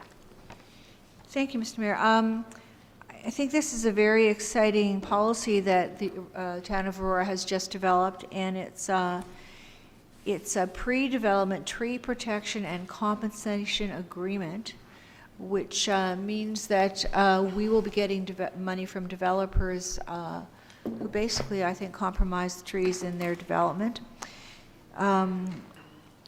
So I would ask very simply, Mr. Mayor, that this agreement come forward just for information to a GC agenda after it's signed. So it's information to council and to the public because it's the first time it's ever been done. I'm sorry, Councillor, I don't follow you. Okay, try again. The motion is that the mayor and town clerk be authorized to enter into an agreement with Brookfield Homes. And it's the first time we will have ever done an agreement like this in the town of Aurora under a tree compensation and protection policy. I would like it to come on to a council agenda just for information for councillors and the public to see what it looks like and how it works. I'm sure we could arrange to bring it back as an information item. Thank you.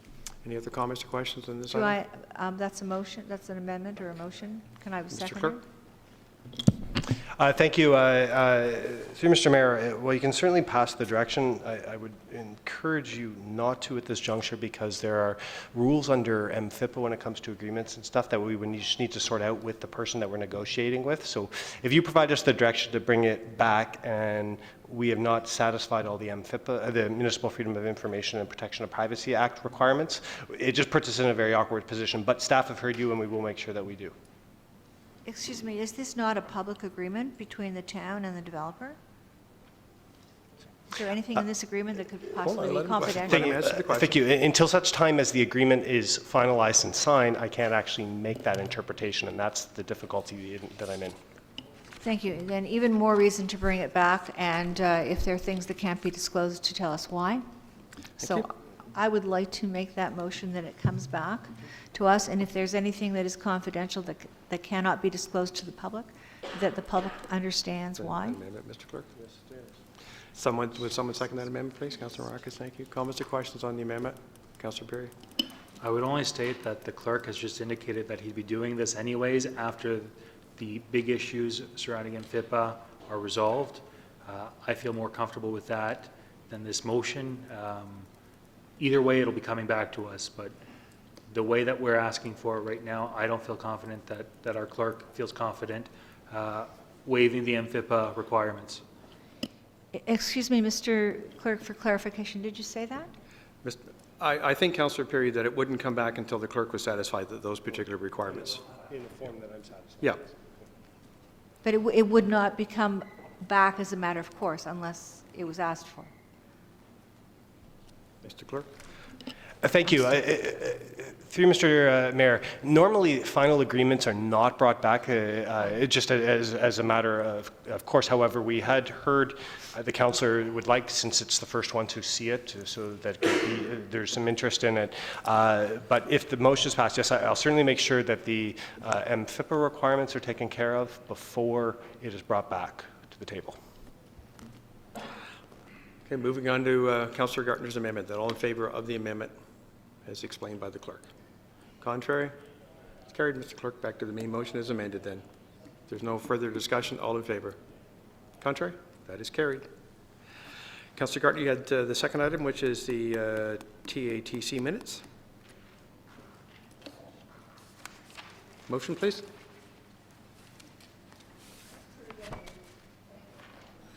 Pardon?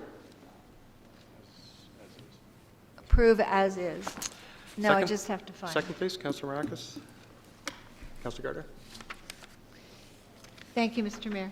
I don't specifically have a question for Councilor Maracus, but I did notice on page 2 that Mr. Warenberg came forward to the committee, and he was concerned about, to quote, the amount of points at which the proposed Metrolinx Regional Express rail is to intersect with town trails.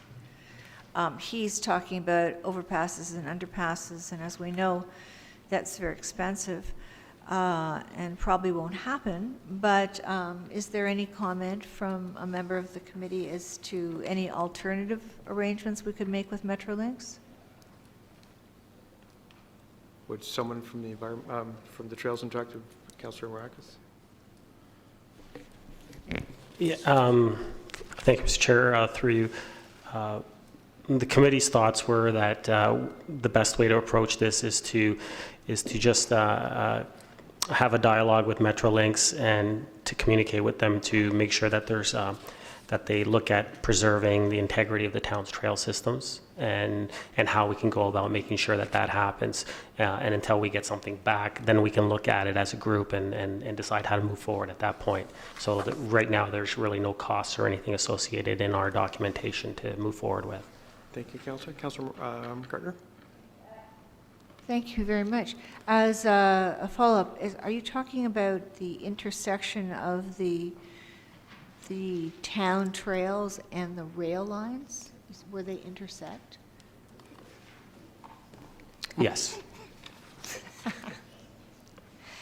And also, there was a motion from the committee about that staff investigate the feasibility of creating fully accessible bike hubs at existing and future bike trail entrances. So I'm wondering, I think that's a great idea. I'm wondering, through you, Mr. Clerk, do we actually have to make a motion at council to do that? Mr. Clerk. Thank you. Through Mr. Mayor, by adopting this recommendation, you will have endorsed that motion. Great. Councillor Abel. Thank you, Mr. Mayor. And while we've got the chair of the committee here, and the item 4 on the GO rail expansion, is part of your vision on the horizon that if anything goes on around Cousins Drive, we've talked about linking to Shepherd's Bush, and it seems that was prohibitive in the liability on an overpass, but if they're doing work, maybe they'll put a culvert or something underneath so we can do as we do with the underpasses. I'm just wondering if that was considered or could be part of your... Councillor Maracus. Thank you, Councillor Abel. Through you, Mr. Chair, definitely I will bring that back to the committee, and that I'm hopeful, and I think that the rest of the committee, those were some of the thoughts that were shared that day when we spoke about it. So if that was missed, I will definitely bring it up when any report comes back from Metrolinx. Any other comments or questions on the item? Councillor Maracus, sorry. Thank you, Mr. Chair. I just wanted to mention that it is a feasibility study. We're not looking to implement any pilot project. Thank you. Any other comments or questions? All in favor? Contrary? That is carried. Thank you. Item 3, Councillor Gartner, the Accessibility Advisory Committee. Thank you, Mr. Mayor. Move as is. Thank you. Second, Councillor Perry. Councillor Gartner. This is on page 2, item number 5, matters for consideration. It's a memorandum from the Accessibility Advisor, and I think unlike the previous item, I think it does need a motion. What the memorandum consisted of, and the committee suggested that a feedback form be created to receive comments or suggestions from residents regarding the town's accessibility plan. And further, they suggested that the town's operations center, the armory, the public library, and the parks and trails be included in future accessibility plans. And further, that a definition of disability be included in the plan to increase the awareness of invisible disabilities. So through you, Mr. Mayor, to Mr. Clerk, does this have to be made a motion? Mr. Clerk. Thank you. Through Mr. Mayor, not necessarily. I think the accessibility coordinator was there and he heard the comments of the committee, and he'll be looking at these very issues as they go through the implementation of the plan. This was comments to him on how to get the plan going, and he'll be addressing these as they go forward. In this case, most of these are minor enough that they don't require specific council direction. Councillor? Thank you. So it'll stay within that committee, and then the committee brings their plan to council for final approval. Thanks. Any other comments or questions? In that case, all in favor? Contrary? It's carried. Thank you very much. Just before we go to the next item, which is items that were dealt with in GC, remember before Christmas when we had our discussions with respect to the procedural bylaw, there was a general agreement that we should be a little more, shall we say, disciplined in lack of repeating all the arguments that we made at GC. And of course, at that point, you were okay with the chair being a little more forceful. So I'm going to try it out tonight. Councillor Thompson, you're up first with item 4.3, the facilities project status report. Thank you. I'll move the motion as is. Thank you, sir. Second, please. Councillor Perry. I didn't get a chance to bring this issue to the table at GC because the question was called, but it has to do with the fact that we're talking about a LEED Gold designation. So I know that unfortunately Ilmar is not here, so I'll do my best to through you to Anka. LEED Gold was always a standard that we had approved and we had put aside money to achieve for the Joint Operations Center. When I look back through all of the different reports, we in fact increased our fees to the architect to ensure that the building would be LEED Gold. But then when I read this report, it says that we've only accumulated enough points for silver and we need to do additional things to get to gold, and on top of that, we got to increase the funds to the architect again, and it doesn't really indicate why. And so the way the report reads to me is that, you know, we made a decision, and we had lots of debate over LEED Silver or LEED Gold. At the end, we said LEED Gold, and as a result of it, your costs are going to increase. We said, okay, that's fine. Now I see a report before me that says, yes, you may have made a decision to go to LEED Gold, you may have increased the cost of the building, but we're not at LEED Gold. Now we need more money to get to LEED Gold. And there is no explanation here. So actually, perhaps, the question actually perhaps is not best directed to you. Perhaps it's best directed to yourself, Mayor, as being part of the financial task force for the monitoring of it. Why is this increase? What happened with the whole LEED Gold standard? Why do we need to increase it more when we already went through this a year or 2 years ago? Yeah, that's fair enough. And I'll probably lean on, well, I'll probably lean on Mr. Elliott too, just to make sure that I get, that I don't make any mistakes. You're absolutely right. The direction was to go to LEED Gold. It would, and that was council direction. There is, somewhat surprisingly, it turns out that there is a bit of a fluid nature to what gets classified as LEED Gold and what does not, whether or not, at least that's my understanding. I mean, that could be a misinterpretation, and Councillor Abel can also jump in where I make a mistake. There is a number of items that seem to be, I'm going to say, somewhat subjective in terms of how LEED Gold is determined. So as an example, there is points that are not assigned because we're of transit, public transit, although there's a transit route there. So there's things that the, and we discussed this with Mr. Simonovskis, and they're going back with the consultant and discussing that with the consultant who does the lead analysis to say, yes, we are on a bus route and we should be getting those points. So there was a number of points that could be assigned, and I'm sorry, I don't have that information with me, but there's a number of points that could be assigned on items that would not require a lot of input. It's not a great answer, and I apologize, and Councillor Abel, if you've got some different way of phrasing this, it might be better. Thank you, Mr. Mayor. As I recall, one of the main criteria for gold is the rehabilitation of a brownfield. So when you have a brownfield, like in the Tannery Creek, you get all those points that will bring you into the gold. If you don't remediate that, then it's up to you to maximize in other areas. The feeling is that when you present all the things that aspire to the lead designation, it's subject to the body to say, well, you asked for 5, we're going to give you 4 points, and there's a margin of error. So we may say we need 150 points. We'll put in what we think is 170 and see if our contingency works for us. It may be higher. But one of the biggest challenges, which we didn't realize when we said go for gold, was is it a brownfield? And that should have been discussed at that moment when we were realistically going for that certification. Had we known that, we might have phrased it a little different. Do your best to get it to gold. Having said that, with the consultant and the architect, they feel that if they present a more detailed and a more robust application, that they will be able to attain that goal. So that's how I understand it.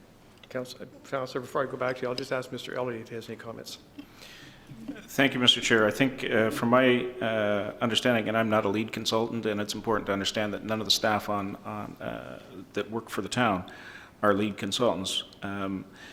There's only one chance to file a submission for lead certification. You assemble your package and you submit it. There's no running back later with changes or amendments, additional arguments, or more information. You put it in once, you get your score. You might be silver, you might be gold, you might be platinum. But you only have one single submission.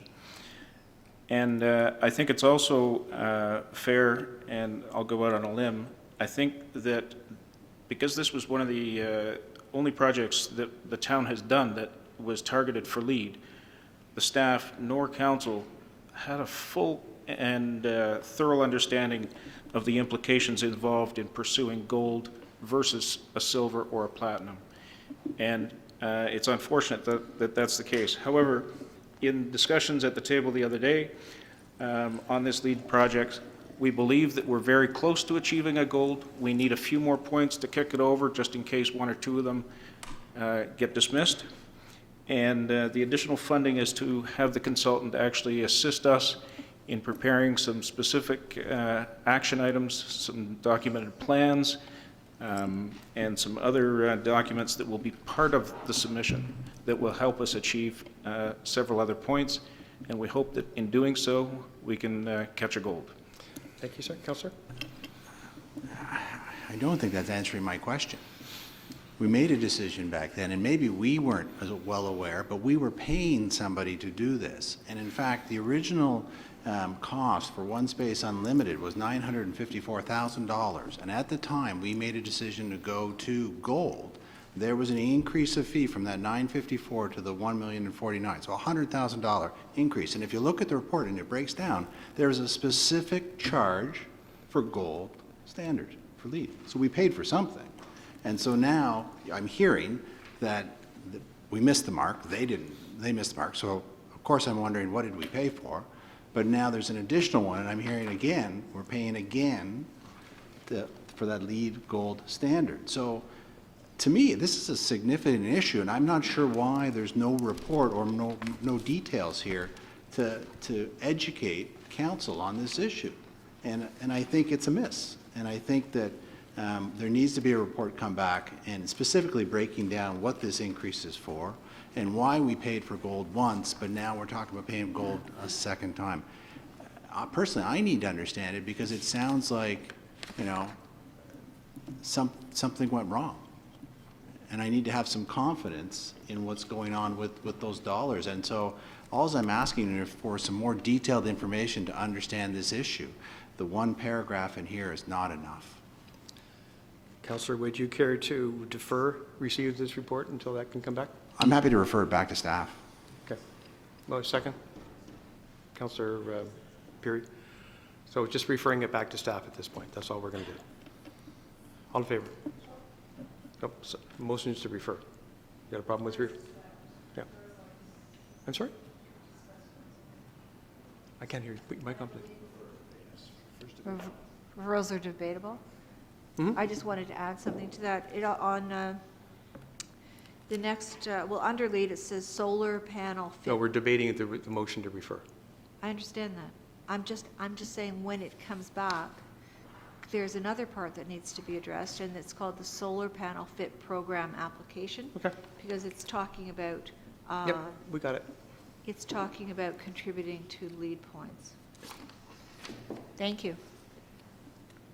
All in favor of the referral? Contrary? That's carried. Thank you.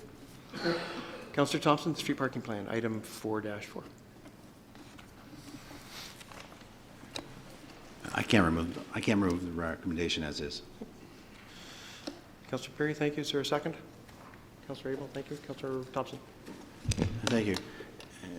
You know, since the idea was first put forward, you know, I support the concept. I think anything we can do to enhance our downtown core is certainly worth investigating. But that's the issue. And when the idea was first brought up, I guess it's a year and a half ago now, my comment at that time was, sounds great. I look forward to getting some more information.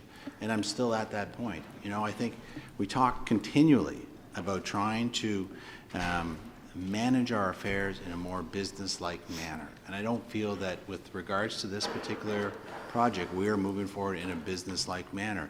You know, typically, pilot projects, you know, you're identifying the objectives, you're identifying the criteria to measure for success.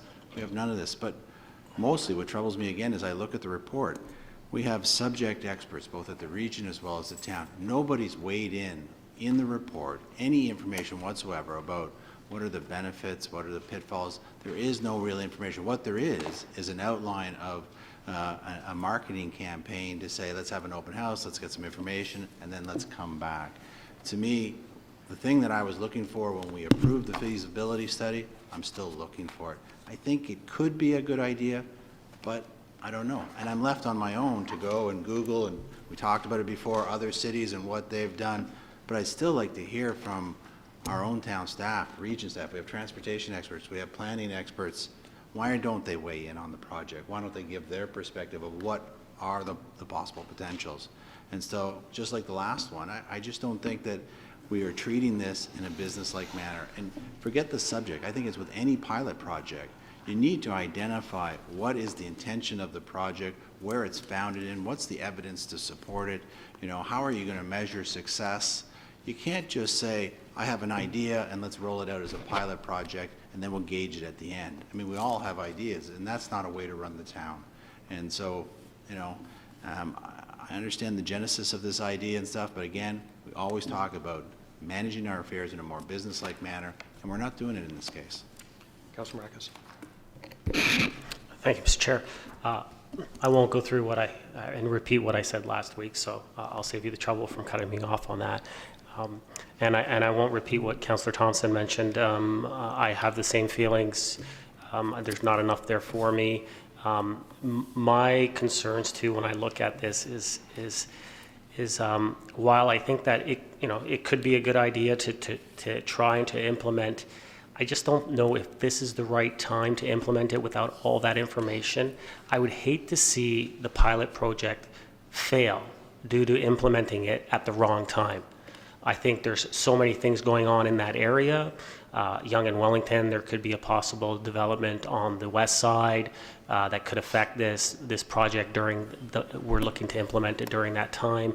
And like I said, I just hate to see it fail due to the fact of all the other circumstances that are happening around it. I'd prefer to get all that information, like I said before, get the costs, get the weigh-in from emergency services, and then at that time, take a harder look and decide if it's a good idea to implement a pilot project and at what time it would be best suited to have it, to try to allow it to have that success that we're looking for. So I won't be able to support it as is today. Thank you, Councillor. Councillor Abel, Peary, Kim, Tom, Humphreys. Thank you, Mr. Didn't we Mayor. have this whole discussion on last Tuesday night? I'm going to try something different. Good man. You know, I think we all want to see some sort of revitalization, and at times I think we'll almost accept anything because we're sort of desperate with this been going on and on and on and on. One of the ideas was to create a pedestrian-friendly sort of atmosphere, and that's what this speaks to. I think it's been demonstrated in other municipalities. We've all got stories that would support it. But we always seem to get to a point where we're going to do it and then we step back, and I feel this is another case. And I'm just reminded of the old saying, you want to cross the ocean, but you don't want to lose sight of the shore. And so it's a very cautionary, we want to be absolutely certain before we do that, let's go ahead, but wait a minute, let's go back. So, I mean, it's a pilot project. It could start for a couple of months in the summer when it's not busy, when people like coming out. Bring the businesses out to the road. There's street parking already there. I mean, I thought it was a good idea to actually do something. But if we're going to refer back, that's municipal politics, and I'm getting used to it. But that's just my comment. I'll just go down the line. Councillor Humphries. Thank you, Mr. Mayor. I appreciate that. For me, you know, and I know Councillor was not going to like this, and I know I like things to move forward, absolutely, and I like the idea. My concern is with the bypass route of industrial parkway, you know, that is really what we want to let people know, to go that route if you're not planning to have a leisurely drive down Yonge Street. And really, Yonge Street needs to be a destination. That area of town, what you're trying to build is a destination. People to go there, to park and stay, but not to drive through. And I'm just concerned that we haven't done enough in terms of making sure that everyone understands the bypass there, the signs, we've talked about it for years and years and years, and there hasn't been much mention of that in this plan. So for me, I would love to have seen, you know, here's how we're going to defer through traffic and have people want to head here for you know, destination and enjoy the business downtown and everything else. So I think a little more work around that area would help us a lot to make a decision. Councillor Tom. Thank you, Mayor Daw. It doesn't seem like, from what Councillor Maracus and Councillor Thompson said, that they were opposed to the concept, just that the process for them has been a bit too quick. It's not the first pilot project that we've sort of legislated from the council table, because we've also passed a motion for a pilot project for left-hand turns at Yonge and Wellington, or left-hand turn restrictions, I should say, which is somehow intertwined in this report, but I won't talk about that. But so I guess in light of compromise and you know, making sure that we're moving forward on this collaboratively, because it seems as though those two gentlemen don't oppose the concept, just the process, I would entertain any sort of amendments they would bring forward in terms of a different timeline. But the report also speaks to pretty at least extensive looking consultation with people, and then a final council report on May 3rd that would come forward and address some of the issues that they might be talking about. And then at that moment in time, we'd be able to discuss whether or not we want to move forward with the pilot project, yay or nay, at that moment. So, I mean, to me, it looks as though we'll get at some of that, the meat and potatoes issues that they're looking to get addressed at this moment in time. But if they don't feel that that's enough time, then certainly, then we can, why don't we entertain different timelines or whatever. So, because I agree, I think the pilot project will be fabulous. I think it, you know, we can be seen to be doing something and try and make our downtown core more pedestrian friendly, as Councillor Abel said, and how else to better experiment and try out a concept than to have a pilot project. So again, but if the timelines are too quick, then perhaps we can have something from those two gentlemen in terms of what they would suggest. Thank you. Councillor Kim. Thank you, Mr. Mayor. You know, last week I was on board with the report and the recommendation, if for any other reason than to improve the pedestrian experience, and hopefully that would increase the business traffic amongst the Yonge Street businesses. And I thought, you know, given that Highway 48 on the east, and you know, it works there, you know, I try to be mindful of all that. But in the end, the primary usage of Yonge Street is a highway. It's the longest road in the world, and you know, I asked last week to Director Simonauskas whether left turn or the no left turn was part of this, and it was kind of an opaque answer. I'm not sure whether it was my fault for misinterpreting or whether he was just inaccurate, but upon more correspondence since then, it was determined that the no left turn is actually part of this pilot project. And I feel that if you combine the single lane road as well as the left turn,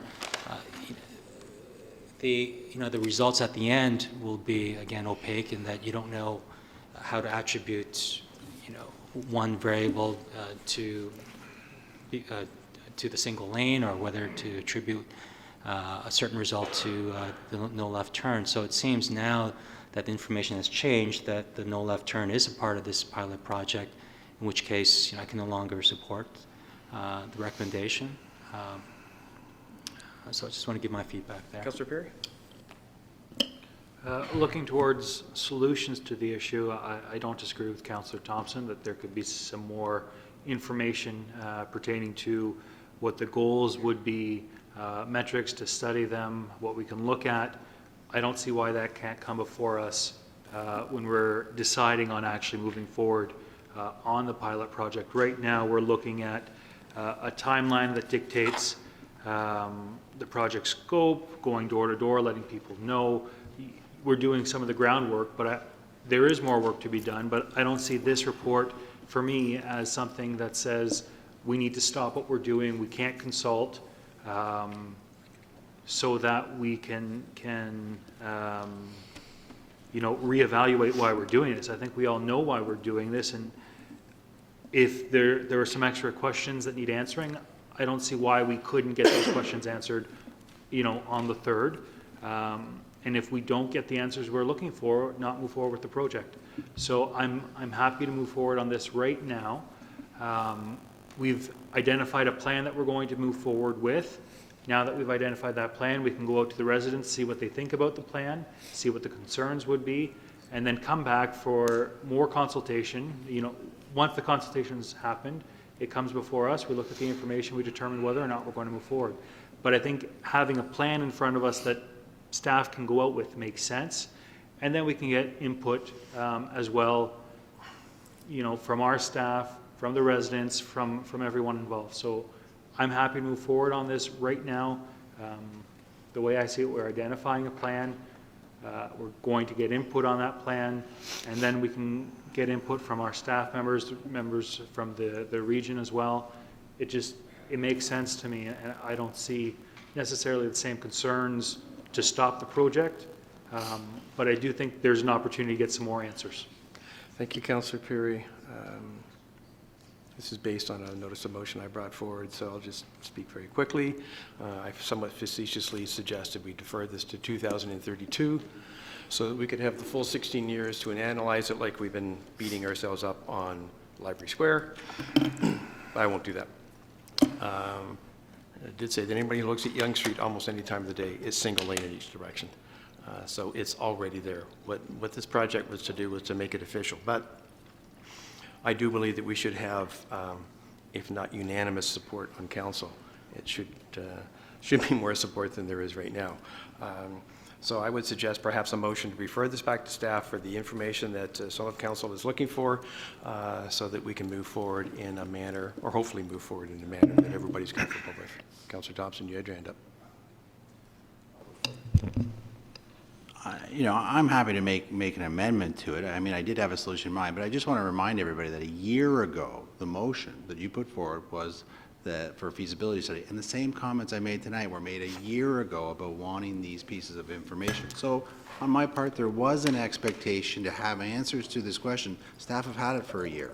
So, but, in the spirit of trying to move forward, I'm not looking to stop it, but I am looking to get these answers, because I think any pilot project we should have these sort of core principles of what are you trying to accomplish. And, okay, please move forward. You are repeating yourself. So, in the spirit of trying to move forward, we did establish last week that there would be a council report coming forward on May 3rd. I would ask that the second clause be amended so that after and be implemented, you have subject to approval on May 3rd. Councillor Abel, you said you'd second that? Are you okay with that? Sure. Speaking to Councillor, anyone who wish to speak to Councillor Thompson's motion? Councillor Abel? Well, I appreciate that. I mean, I would ask for an update from the region. I think we should tell the region what we're doing instead of asking for background, because they're one of the holdups. We're not getting any information. It says right here in the report, they have not responded back, so we'll let them know that we're going to go ahead with it, and if they got something to respond, they've got till May 3rd, and if there's an update in March or whatever before that, I would appreciate that from staff. I think that's great. It's conceptual in scope of what we're doing. This is something we're moving ahead, so that's not the first time we've used that term. So I appreciate that we can meet the target pending some information, and we know we've identified that. So that's why I would second that and go forward. Any comments on the amendment? All in favor of Councillor Thompson's amendment? Contrary? That is carried. Thank you very much. Moving back to the main motion as amended. Any further comment or question? Calling the vote. All in favor? Since unfortunately Elmar's not here, through you to the CAO, I mean, can you speak for the directors and understand that council, at least myself, and I won't speak for myself, is looking for that evidence that supports that this is a good idea? Mr. CAO. Through you, Your Worship, I've got a half-page of notes, and we'll get it done. Other comments or questions? Councillor Marcus? Thank you, Mr. Chair. Just because it was mentioned, I just want to just bring it up. The left turn restrictions that were mentioned in this report, a year ago, we voted to implement the pilot project. And the reason we implemented that one is because there was documentation, there was background information on that one, because as that pilot project did happen in '98, and the region did have information on that pilot project, and that's why we decided to go ahead with an implementation. Unfortunately, it's not in front of us a year later, and this one is. And I know I said that last week. I just wanted to mention that again because it was brought up. All in favor? Contrary? That is carried. Recorded vote. Mr. Clerk. Thank you. Voting on the main motion as amended, Councillor Abel. Yes. Councillor Thompson. Yes. Mayor Daw. Yes. Councillor Puri. Yes. Councillor Humphreys. Yes. Councillor Maracus. Yes. Councillor Yes. Tom. Yes. Councillor Gardner. Yes. Councillor Kim. No. That carries on a vote of 8-1. Thank you, Mr. Clerk.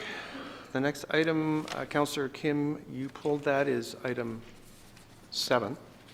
And I just want to remind council that we're not talking about the contract.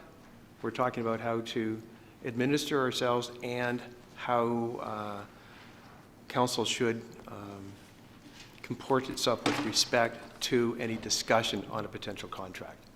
Okay. Because in my estimation, we got a little off topic last week. Okay, if I misunderstood that, feel free to cut me off, but... Can we move the recommendation? Oh, I'm sorry, yes. Oh, sorry, I'd like to Thank you. move the recommendation as is, please. And seconded by Councillor Perry, thank you.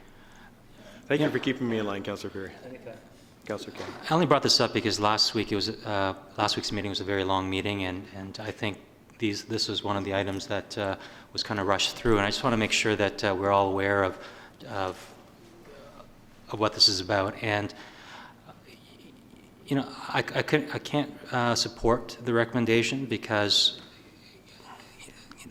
it was stated in a different issue a couple months ago that there would be a procurement process review that was going to come back to council, and you know, my belief is that we shouldn't have any further partnerships or renewing any contracts until the new procurement process is brought forward. I'm going to go to our solicitor. Appreciate your concern, Councillor. Well, as Council requested, we are working on that motion to answer the questions that were asked in the motion in regards to the procurement process.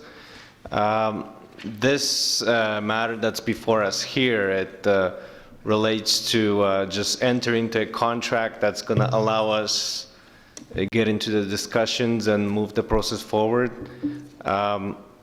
I believe, as it was discussed before, like there will be opportunity for us to get out of that process if we wish. So if, based on further discussion, the council does not want to proceed with the N6 collaborative or what have you, then we won't be forced to do that. But at this stage, we're just looking to move forward in the process with the N6 so that we can put the groundwork in.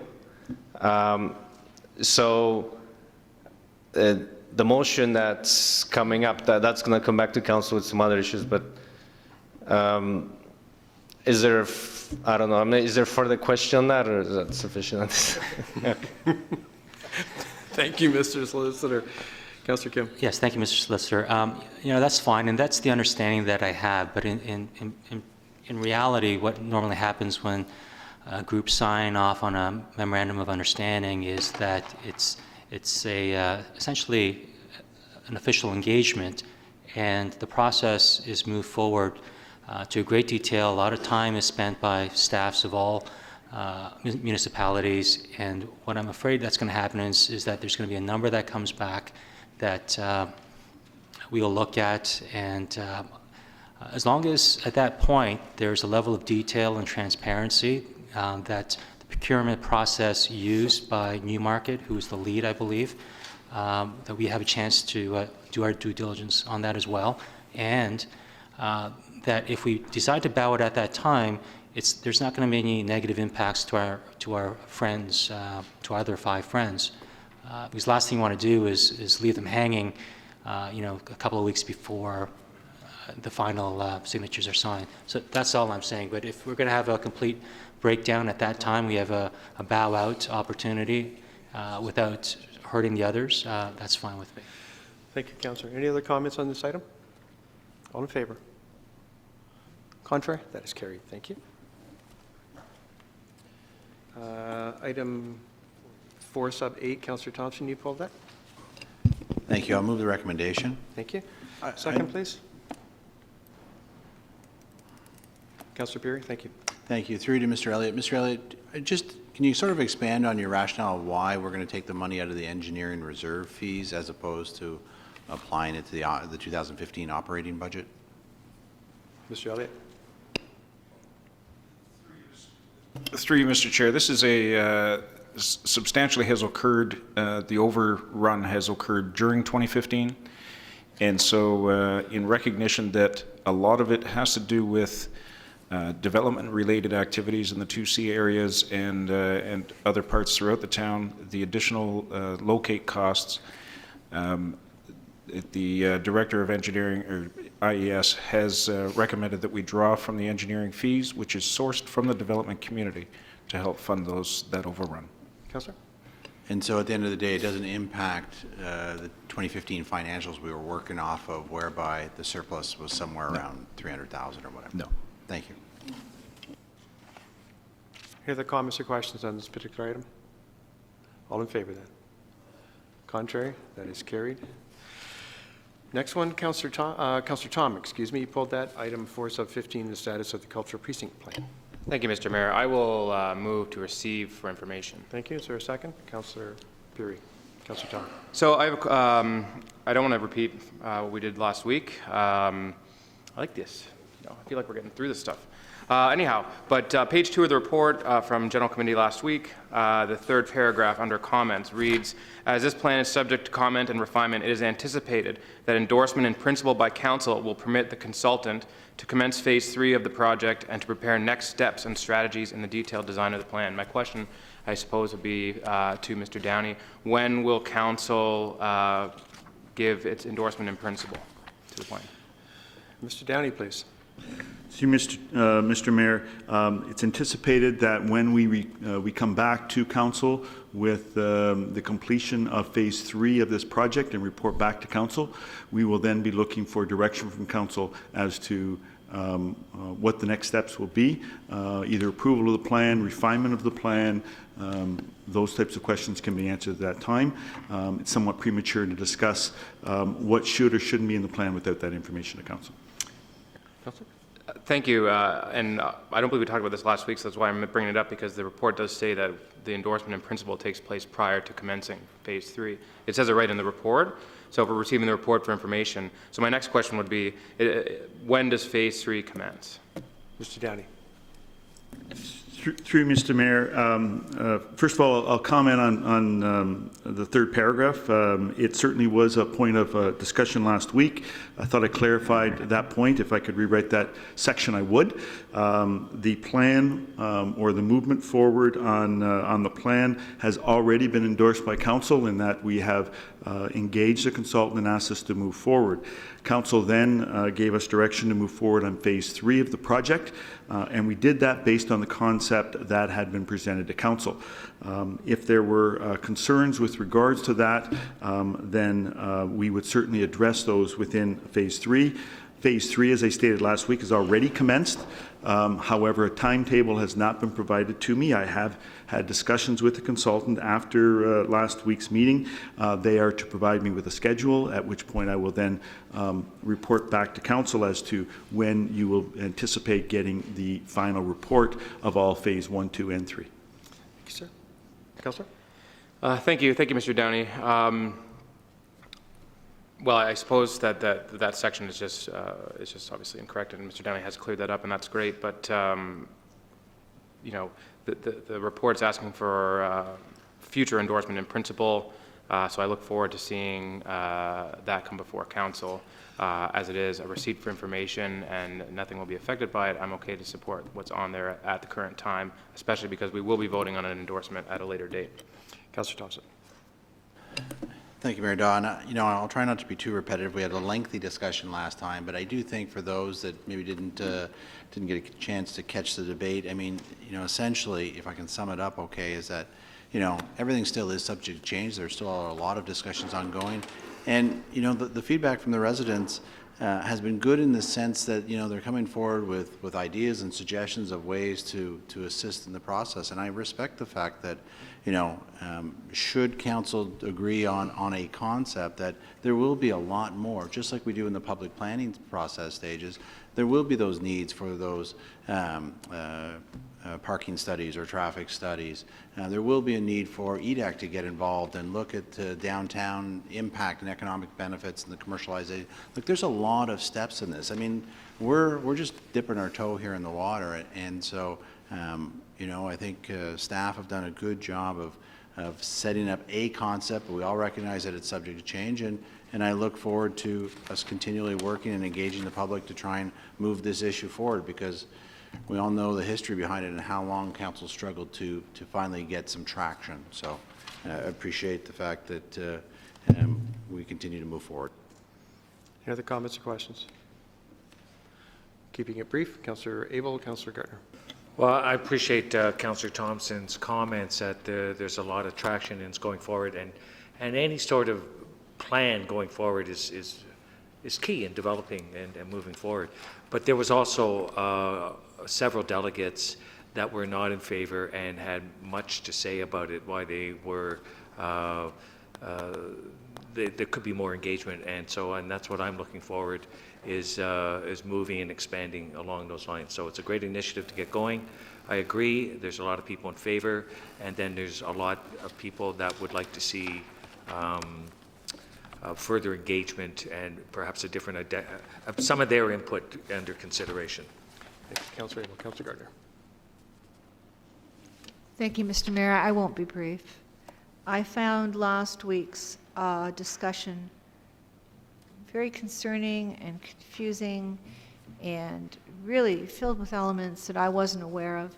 So I went back and I looked at our 3 council discussions that had to do with this. The first one I looked at was the consultant's presentation on December the 8th. It's very clear from that presentation that we would be receiving phase 2, which would be the approval of the cultural plan. We would be receiving that in January. Once Council approved that concept plan, we would be moving forward with Phase 3. The second thing I watched was actually granting of the money for Phase 3. And that was done last year. And it was also very clear from that discussion around the table that we were granting the availability of the money in advance. Councillor, I'm going to ask you to, because we're receiving this report for information. That's fine. That's why this is very important. Well, we're not taking any action. Excuse me, Mr. Mayor, I would like to finish what I'm saying. Well, I'm going to ask you to be brief because you had this discussion. I'll we have had to this be discussion. as long as it takes me to get through these No, points. Councillor, actually it'll be as long as I let you go. I believe I There's a have 10 difference. minutes, Mr. Mayor. How many have I used up so far? I don't know, actually. I'll ask our You clerk. better start timing me, Mr. Clerk. You got 2 minutes 2. left. No, you've used 2. It almost makes me need to start again because of the interruption. So that would we be had the repetitious and we consultant wouldn't on want that. December 8th saying the approval of the cultural plan would come to council in January. That didn't happen. We, as a council, granted money for Phase 3. We were told that that money for Phase 3 would be used in January after council approved the plan. That didn't happen. We heard last week that money from Phase 3 is already being used. Last week, we had a motion not to approve the cultural precinct plan. We had a motion to receive. But the body of the report was talking about going forward with the plan. And we did hear at the table that council has never approved this cultural precinct plan.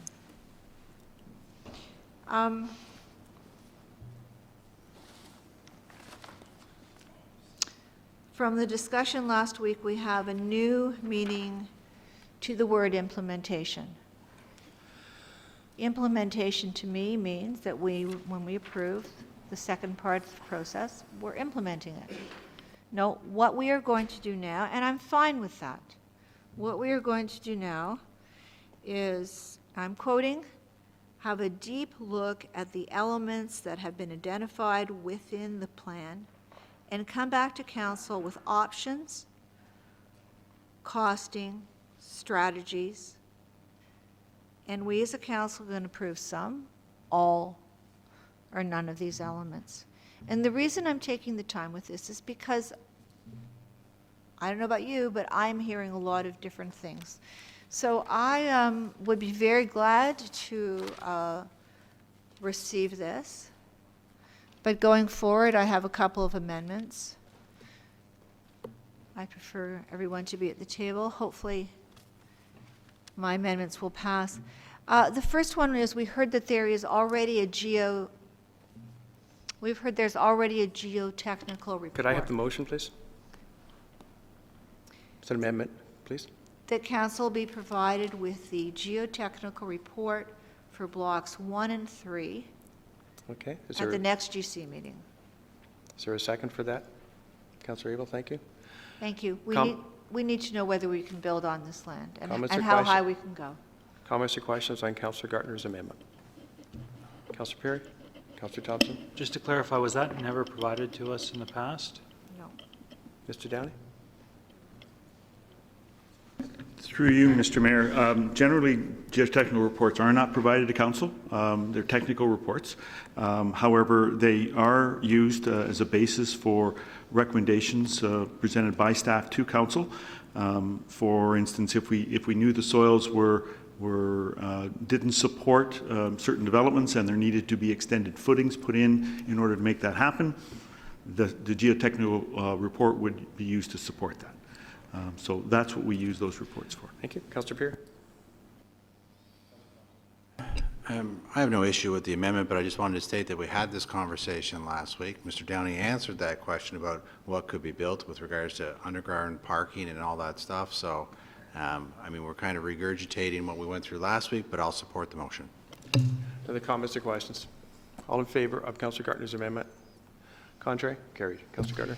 Thank you. The second amendment would be that the cultural precinct report the next cultural precinct report include all public comments received to date and the concerns expressed by the delegates at the January 19th General Committee meeting. Is there a second for that, please? Councillor Tom, comments or questions on Councillor Gartner's second amendment? Calling the vote then, all in favor? Contrary? Carried. Back to the main motion as amended. I'm sorry, I have another amendment. Okay. I have another 2 amendments. Third amendment is that the report also be accompanied by the report from AECOM, unless that report is provided before that date. A report from the economic development staff with respect to allowing commercial infiltration into the cultural heritage precinct and the effect this would have on the economic revitalization of Yonge Street. If you have those written out, Councillor, I could you do. please make sure the clerk gets them as well? Thank you. Is there a second for that, please? Councillor Tom, seconding it. Comments or questions on the third amendment? Councillor Thompson? I'm sorry, would you wish that Would to be? you like to hear it again? Councillor, Thank you. I'm pardon me, just- hold on, Councillor. Mr. Clerk, would you, have you got that? Could you read it, please? Councillor Gartner, can you pass that to the clerk, please? To read or afterwards? That the report also be accompanied by the report from AECOM, which we've already asked about. We've already asked to have about the 4 heritage properties that are in the precinct. So it should come with that report from AECOM. We need to have those 2 reports together, unless that report comes to us before. And also a report from economic development staff with respect to allowing commercial infiltration into the cultural heritage precinct and the effect this would have on the economic revitalization of Yonge Street. Councillor Perry? Get that? Okay, thank you. I could Any expand other on comments that. or questions on Councillor Gartner's amendment? I would like to speak to that one. Okay, I'm going to go to Councillor Kim first. Okay. Sorry, through you, Mr. Mayor, if I heard that correctly, Councillor Gardner is requesting that economic staff review the economic impacts that this plan has for Yonge Street. One, I wasn't aware that we had a real economic staff, and if we did, do we have internal Mr. CAO. specialties to have such a report in such a short period of time? I'll go to the CAO. Thank you, Mr. Chair. We do have staff aligned with the economic portfolio, and so we would direct it to that staff. Through you, Mr. Mayor, to Mr. CAO, then with the timelines for the cultural precinct plan, will this type of detailed report, is it a feasible report that can come in on time within the cultural precinct plan? Mr. Nadarosny. Through you, Mr. Mayor, I'd want to double check back with staff and make sure I understand exactly what the councillor is looking for in terms of an economic development impact. Those can be very broad or very detailed, and so we'd need to get a little more detail on that, but we can work that out offline. Thank you. And it's just very briefly, if we allowed a retail commercial business development in the cultural heritage precinct, is that going to take businesses away from locating on Yonge Street, as an example? There was a further part to that, and also a report from planning staff with respect to zoning, change of use requirements in the precinct plan. We have a plan from. Okay, just a sec. Is that, I'm sorry, did I cut you off then? You didn't get your amendment out? Yeah. Do you have the rest of that, Mr. Clerk? I'll give it to you afterwards, but. Okay, just a sec. I need a, Councillor Tom, you okay with? Councillor Gartner actually extended her third amendment. Could you repeat that, please, Councillor Gartner? Well, it's on paper. So a report from planning staff with respect to zoning / change of use requirements in the cultural precinct. So from a planning perspective. Okay.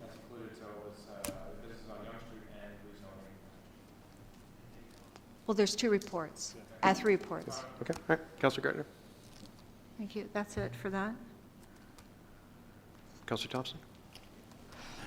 Thank you, Mayor Daw. Again, as stated last week, Mr. Downey stated that was his intention to bring back both the ACON report as well as the Cultural Precinct report at the same time, so council can have all the facts to make the decision. So he had already committed to that. But the economic piece, you know, as we talked about last week, that's the purpose of this phase 3. So we're gonna ask staff to weigh in on a concept for a possible, plausible, maybe, component within the plan that may or may not materialize. Phase 3 was all about reaching out to those commercial entities to see about viability, see what interest there is, and bringing that back to council and say, this is what people are proposing, or this is what they're interested in. That's the time. That's the appropriate time to then reach to get the expertise of staff, EDAC, and others, and say, okay, here's this opportunity. Then you can get them to comment on what's real, because we could ask them to provide some impact and get the CAO to weigh in on all these components, and then that may not be who's looking to partner with the town. And so we would just be duplicating our efforts. And so it's a bit of a chicken and an egg scenario, but that was the whole purpose of this next component, is reaching out to those third parties to see, is there any interest in you coming into Aurora and setting up shop, so to speak? And if so, what would it look like, so that that could come back to council as part of this concept, which is still subject to change, and then you take the next phase, which is doing that due diligence. What is the benefit to the downtown? Will it help us move forward revitalization? What are some of the potential pitfalls? All of these things. Let's deal with reality rather than potentials, because, you know, it may not be like shown on the plan. Let staff complete phase 3 and bring back the information for us. Councillor Abel. I know we talked at length last week, and my feelings were known. And going forward, I would want to broaden the scope, take it to Economic Development Committee, Heritage Committee, that sort of idea. And so I was told at that time that can be done. We're just receiving at this stage, so I just brought that up just to sort of gather my thoughts on this. Councillor Gardner, I believe in everything that you're saying. I think it all is important as we go forward. The scope can be expanded, and I would be in favor of doing that. But right at this time, we're going to marry the ACOM and the cultural precinct by FOTAN to get to that end, because I think we need some closure at that stage. And at that point, I would be all for taking in whatever else the councillor has to say, but those are my thoughts that I'm going to advocate for. So I just don't know whether it's before the next meeting, councillor, or going to the next stage and then doing it at that meeting. I thought it was valuable that we all gave our comments going forward last week, so that when we received this, it became clear, or there came some other points that we wanted to put in there, and I believe that was taken in. So we're just expanding on that thought process. I liked your first 2 amendments. Now we're getting somewhat. I think we can do this better as we move forward, rather than bring it in at this stage of the study. So I would support the first part, and if we can separate them, that ACON come in. But we did hear the director say that that's what his intention was. So I'm not really in favor of muddying the waters, in my opinion. I see it as we're going to deal with this at a later stage. So I'm not going to support this part of the amendment. Before I go back, any other speakers? Councillor Gardner, the second time on the amendment. Sometimes I don't express myself very well, so I'm going to try again. The plan that we have says that it shows and it says that we should have retail, commercial business going on in the cultural, historic area of these 3 blocks. My fear is that if we allow that, we are really going to change the character of the neighborhood. It's not chicken before the egg. We already have the plan that says that. And the other thing is, we have the plan that says let economic development go on within these 3 blocks. But if we do that, if we even begin to move forward with that, whether or not they're partners, is that going to have an implication on us being able to revitalize Yonge Street? Because it's all about restaurants and businesses and bringing people to that street. So are we going to be bringing them to Yonge Street, or are we going to be bringing them to the interior of the cultural precinct? So the plan says we should be doing that. I just want to know if economic development thinks that's a good idea. I think it makes sense. Councillor Gardner, you finished speaking? On that, yes. Well, that was your second time, so. Okay. Thank you, Mr. Chair. I just like that, I could see some value maybe that if this goes as an informational piece to economic development, just for them to look at and bring up some comments to us, and we can have that back when everything does come back. I mean, I could support that. So if Councillor Gardner's okay with that aspect, I don't know if I'm okay with the full scope, because I agree with Councillor Abel that this is something that we should be dealing with once we do get the report back. But I mean, just to send it as an informational piece to economic development and let them. Okay, Councillor, pardon me, Mr. Clerk, could you remind us of what the amendment is? Thank you. Through Mr. Mayor, the amendment right now, the fourth amendment right now is that the future report to council be accompanied by 1, a report from AECOM, unless provided earlier, and 2, a report from economic development staff with an assessment of impacts on the commercial infiltration of the cultural heritage area, as well as effect on the revitalization of Yonge Street. And 3, a report from planning staff on any zoning change of use requirements associated with the plan. Thank you. Just to be clear where we are. Councillor Thompson? Just one last quick reminder. I should have brought in the picture I had last week.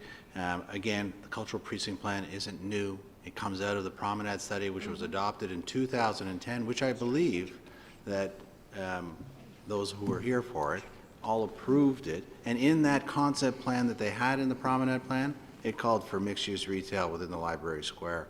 There was a picture of it. It's on the last page of the book. We can all take a look at it and stuff. So again, some of this stuff that's being proposed and being questioned today is not new. It was in our Promenade plan, which is adopted 5 years ago. Councillor Perry. I'll be brief, Mr. Mayor. The intent of this work is to bring people to the downtown core to make Yonge Street viable.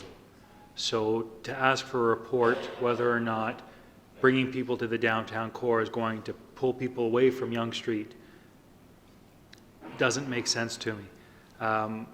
If somebody has to walk up 3 homes because there's a restaurant in one of those buildings, that's not drawing away from the downtown core. If there is event space going on in Block 3, like we've spoken about, that's not drawing people away from the downtown core, that's drawing people into the downtown core. I think we're getting into the weeds a little bit here. All we're looking to do is receive this at this point in time. There's Actually, no, Councillor Perry, we are dealing with amendments, although there was a receive to, the main motion was to receive for information. Mr. Mayor, I appreciate the clarification. What we were initially here to do was just receive this for information. There are some questions that are being dealt with, but I think what's important to remember, it's hard to answer questions when we don't know what the vision is. So I don't know how we're going to ask staff to do that. This is just, again, it was initially just a motion to receive. We're adding all these amendments to answer questions that we don't know. We don't know what the plan is, so how can we ask the questions? Councillor Humphries. Just to the amendment and the piece of, Yes, we're speaking to the amendment, I believe. I'm trying to keep to the, just some feedback I have received, from businesses on Yonge Street, because I happen to be in the area on the weekend. They're really looking forward to hearing more about the precinct and what they can do to participate and be part of that. They're actually asking us have to contact Mr. Rello, because there's a business who's very, very interested in what that might look like and how they can participate. So I think, absolutely we need to be cautious about what the impact is, and I think that report's going to indicate that, but I think at the end of the day, I think it's already causing it has caused some really great excitement, some concerns as well based on some of the conceptual ideas. But I think overall it's the right direction to move in. Thank you. Calling the vote on the amendment. All in favor? Contrary? Recorded Fails. vote on that, please, Mr. Mayor. Mr. Clerk.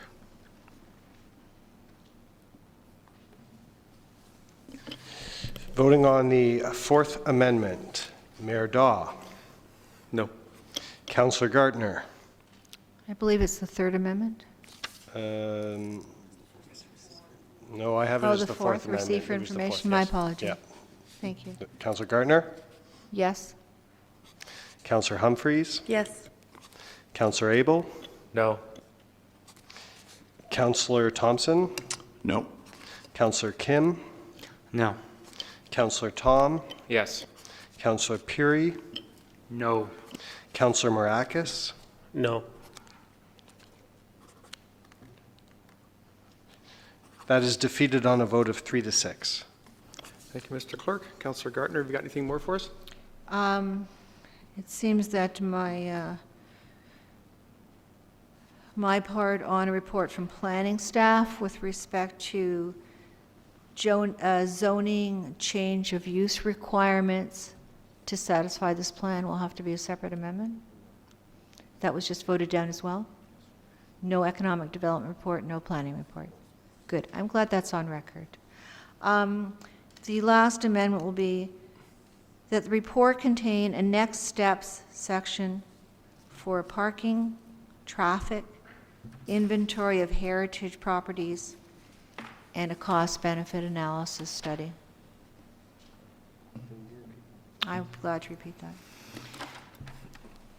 That the report contain a next steps section for a parking, traffic, inventory of heritage properties, and a cost-benefit analysis studies. So the way forward, because we're talking about all of these things need to be happening in the future, so. Sir, is there a second? Hold on. Let's put it in writing. Is there a second for that? There's no second, Councillor Gardner. Okay, I'm very glad to have had the opportunity to speak at this Thank you, table Councillor and in Gardner. public about this. Back to the main motion as amended. All in favor? Just a sec, please. Put your hands up high if you're, so I can see. Contrary? That's carried.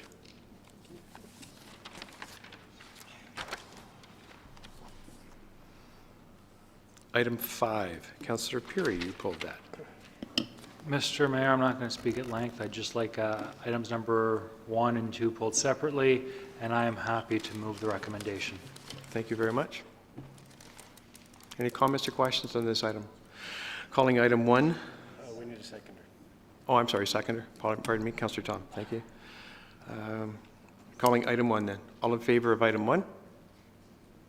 Hands up high. Councillor Thompson and Gardner. would Mr. you Mayor, I'll care to call a join us? recorded vote to make this easier. Thank you.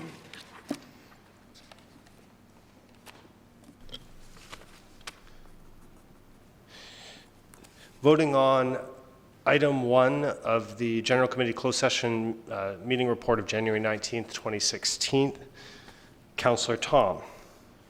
Yes. Mayor Daw. Yes. Councillor Puri. No. Councillor Marakis. Yes. Councillor Kim. Yes. Councillor Gardner. Yes. Councillor Thompson. Yes. Councillor Abel. Yes. Councillor Humphreys. Yes.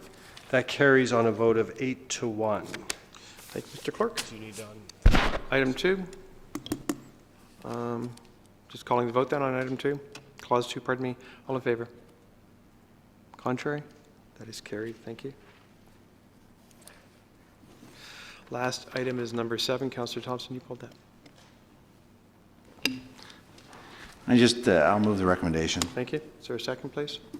Councillor Tom, thank you. I just wanted to say, you know, the committee has done a fabulous job. You look at, and town staff as well, in terms of the marketing of the event. I think it looks great. I'm looking forward to it.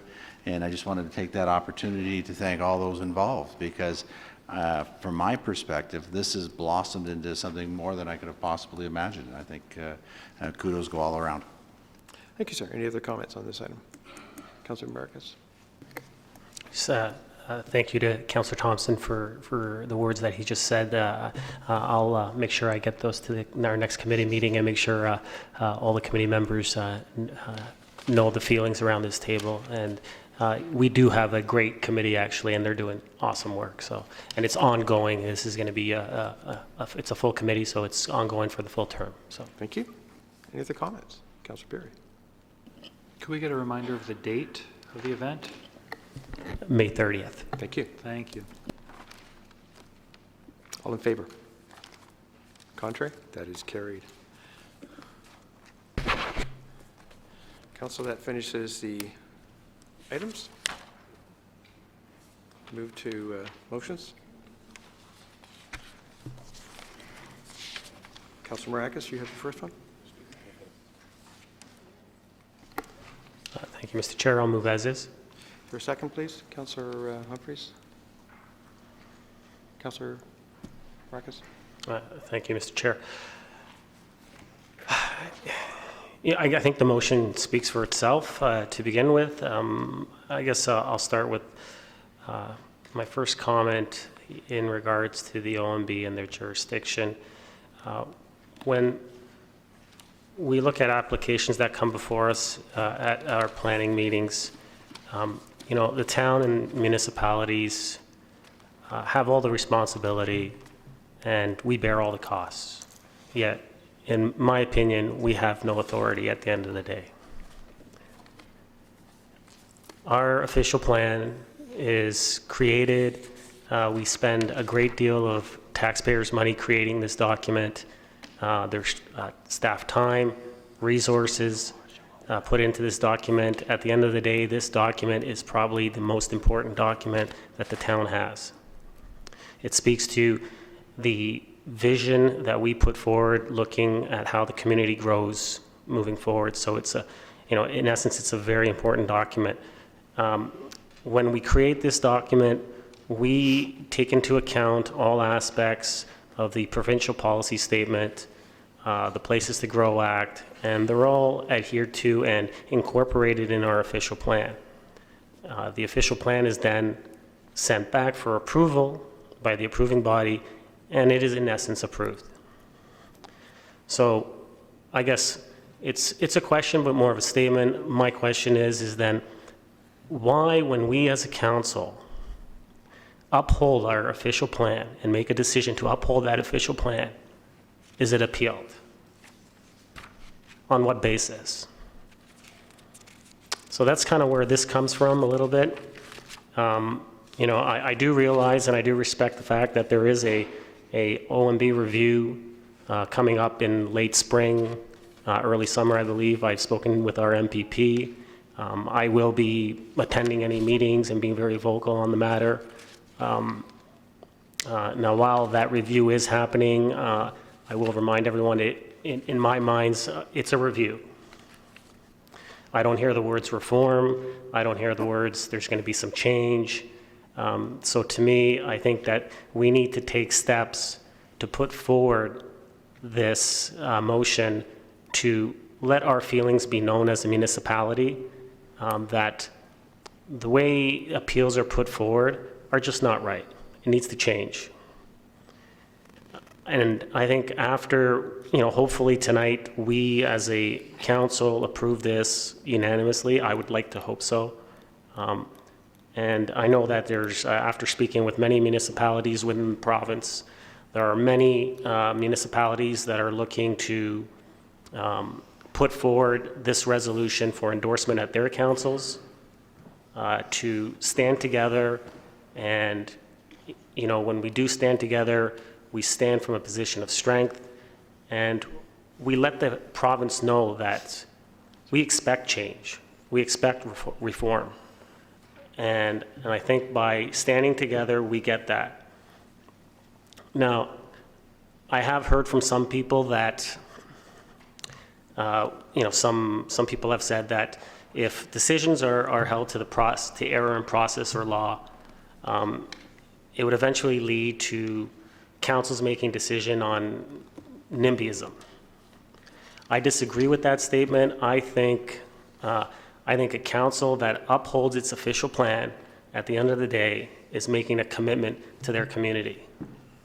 And I think that's what we're elected to do, is uphold our official plan, and that's what the residents expect of us, and expect us to uphold that official plan and that vision that we've created for our town. And before I finish, I just, we did make a lot of mention about the buying guide that we just put out for new home buyers within the town. And I was reading through it, and I actually found it quite interesting. Within one of the pages, it talks about planning and development. And it says, how does development happen in our community?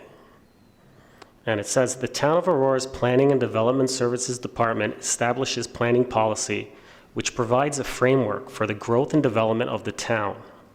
The town's official plan is the main policy document which determines the overall land use patterns and describes what is considered to be good planning for the community. So we have this, and we're stating to anyone that buys anything in this town that our official plan is the document that we adhere to, and that anything that is put forward is how we move forward for the vision of this town. And I guess a question through you, Mr. Mayor, do we supply this to developers also, or is this just to residential people buying properties? At this point, Councillor Marakis, I don't think we have supplied it to any developers, but we certainly could. I would recommend that maybe we do that, and maybe they take a good look and see what our official plan means to us and how we move forward. Excuse me, Councillors Abel and Tom. Thank you, Mr. Mayor, and I'm in full support of this. I brought forward a very similar notice of motion in May of 2015. I'll read one of the clauses, and I think it hits very much in support of Councillor Marakis. It says, whereas one of the provisions of Bill 73 being considered would consider giving municipal councils greater decision authority on planning matters, specifically the decision not to amend or rezone their official plan in established stable residential areas, and that the decision not to amend would be final, and that the decision by council would not be appealed to the Ontario Municipal Board. Those comments were then sent to our comments for Bill 73. Mr. Mayor, you asked me to withdraw my notice of motion, which I did. But I did forget that the next one of the therefores was to send letters to our Member of Parliament and to the Ministry of Municipal Affairs and Housing. I did go to our then solicitor and said, darn, I wanted to get those letters out. And he said, just bring it in a new motion. So I applaud you for bringing that forward, Councillor Marakis. I'm in full support of doing so. I think it's very important. The role of the OMB is almost redundant. It's just straight for the developers. It's well established and precedent, and it has eroded the whole official plan and everything that it was meant to do. It's time for revision. The provincial government knows it. What we have to do, and I agree totally, is make everyone aware. There's a unifying voice from the AMO all the way through. We have to make loud and clear, and we have to gather our voices together, because I think development, utilizing the OMB to get everything and all that they ask for, is that time is running out. I'm hopeful that that is the case. And I agree with all the people that you put on there. This speaks, it's not the first time I brought it up, because of former MPP Frank Cleese brought up a very similar motion. In fact, he helped me craft mine. I was welcome to look at his and you do that. So I am all for this notice of motion, and I see we've been receiving counsellor from members of the public to do so as well. And I would like to get this circulated as quickly as possible. Thank you. Councillor Tom. Thank you, Mayor Daw. The system in Ontario, which this motion speaks to, is is broken. And that system needs to be, in my opinion, and that system needs to be fixed. Ontario is the only province with the setup that we have. There is no municipal board in the 9 other provinces in Canada. So what I'm happy to support this motion, and I'm glad that it's been brought forward, because we need our provincial politicians, and the policy framework comes from the province. We need our provincial politicians to finally get on board and say whether or not they support local municipalities making the final planning decisions, or whether they believe that the unelected and, quite frankly, unaccountable OMB makes those decisions. And so I'm delighted to support the motion, and I'm looking forward to having constructive engagement from the province as to what they want to do in terms of addressing these issues. But I'm not going to be holding my breath to see that comes. Thank you. Councillor Humphreys. Thank you, Mr. Mayor. Absolutely echo the comments around the table, and it's a very, very critical motion. I'm proud that Councillor Marcus is putting this forward, and Councillor Abel in the past, and that we're continuously trying to make a significant change or impact to this this very serious change that's required. Communities being impacted now, and it really should be in our control what happens to our town. For our residents, I'd also like to add, if that's okay at this point, an amendment. Because I found there's one piece missing, and if that's okay at this point, Mr. Mayor? Just to make it an amendment, basically that in addition to the copies of this motion being sent to all the significant individuals here in departments, provincial governments, and all levels of government, that we also have our regional representative put forward the resolution at the regional council meeting of February 18th for endorsement by regional council. And I think that allows a lot of further support from all members of, or all Ontario municipalities. So this is sort of begins at the region and then moves from there. Mr. Clerk. Thank you.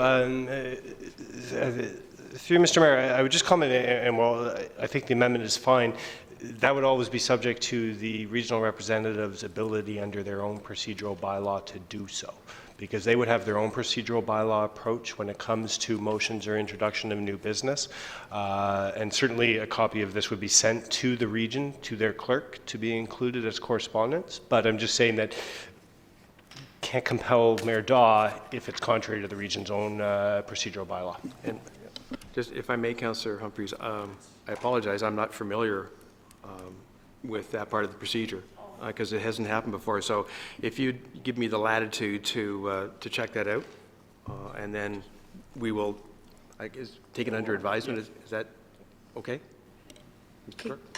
Okay. Through you, Mr. Mayor, that's fine. You've got to go back and find out if this is okay to do.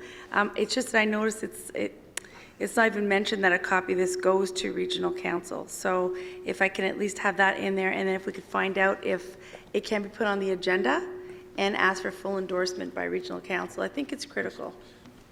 Thank you. Regional council will be covered under the last operative clause, all Ontario municipalities for their consideration. Regional council is in Ontario, so it is within that, yes. We could separate it out in that clause. Through you, Mr. Mayor, I wanted to go specifically to the members of regional council. And then I would like this on their agenda. Can I just speak to that? Thank you. Through Mr. Mayor, to deal with that straightforward, I will direct my staff who are responsible for sending out the correspondence to send this as a separate letter addressed to regional council through the regional clerk. So while we would usually copy everyone, we will just send a separate letter to regional council through the regional clerk in addition to all the others.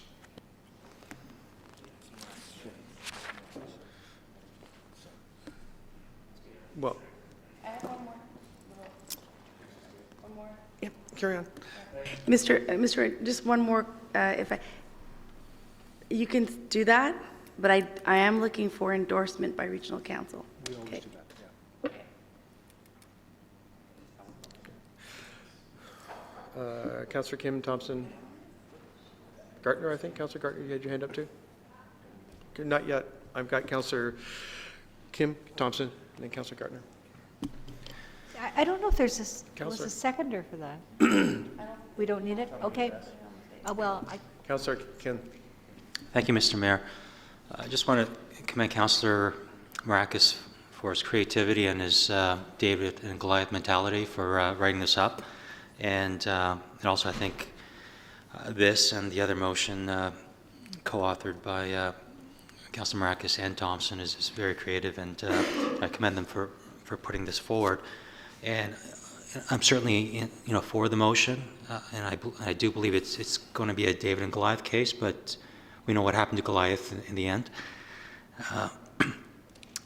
I think that I think there's a disconnect between the official plans of all the municipalities, the York Region plans, or the various regional plans, and the provincial plan. And unfortunately, the way the system is right now, because there is no alignment, because essentially the Places to Grow Act trumps pretty well all the plans or the policies in the lower levels.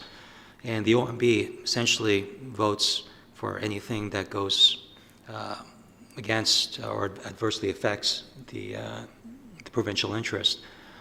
So based on that, I just hope that this will snowball into a bigger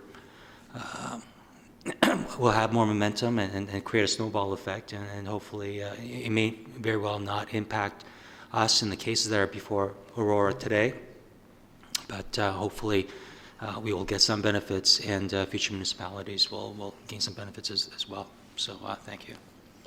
Councillor Thompson. And thank you, Mayor. I'm in full support of this.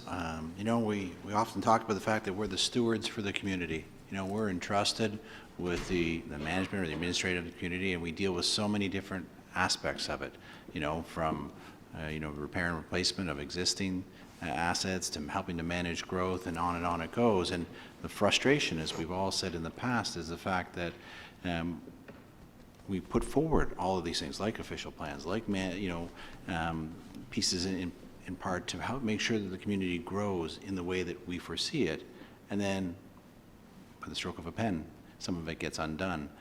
And it is frustrating to us, and so I think that there needs to be greater dialogue between us and the province with regards to rehauling the OMB. And I think the only way to get it done is through motions like this and building that grass level root support between us, other municipalities, get AMO on our side to advocate for it, and truly then there's a chance for some change. And so, like others have said, I applaud Councillor Marakis for bringing it forward, and I hope this is the first step of many. Councillor Gardner. Councillor Perry. thank you, Mr. Mayor. There was historical justification for an OMB, but those days are long gone. Municipalities are strong now. We're educated. We know what we want for our communities, and we should be in charge of dictating our planning. So I thank Councillor Marakis, and I am completely on board with this motion, and the more people that it goes to, the better. Councillor Perry. Thank you, Mr. Mayor. Through to Mr. Ramuno. Are we required to allow for amendments in our official plan? Mr. Ramuno. Through you, Mr. Mayor. Yes, we're under the Act. Applications for amendments are permitted. It's still up to council to consider those applications. Councillor. So you stated it's through the Act. Is there a rationale why? Mr. Ramuno. Through you, Mr. Mayor. As mentioned, our official plan is a broad document with respect to setting out the vision for how the municipality is going to grow. There are policies in the official plan currently that permit development subject to amendments to either the official plan or the zoning bylaw. So it is a planning process that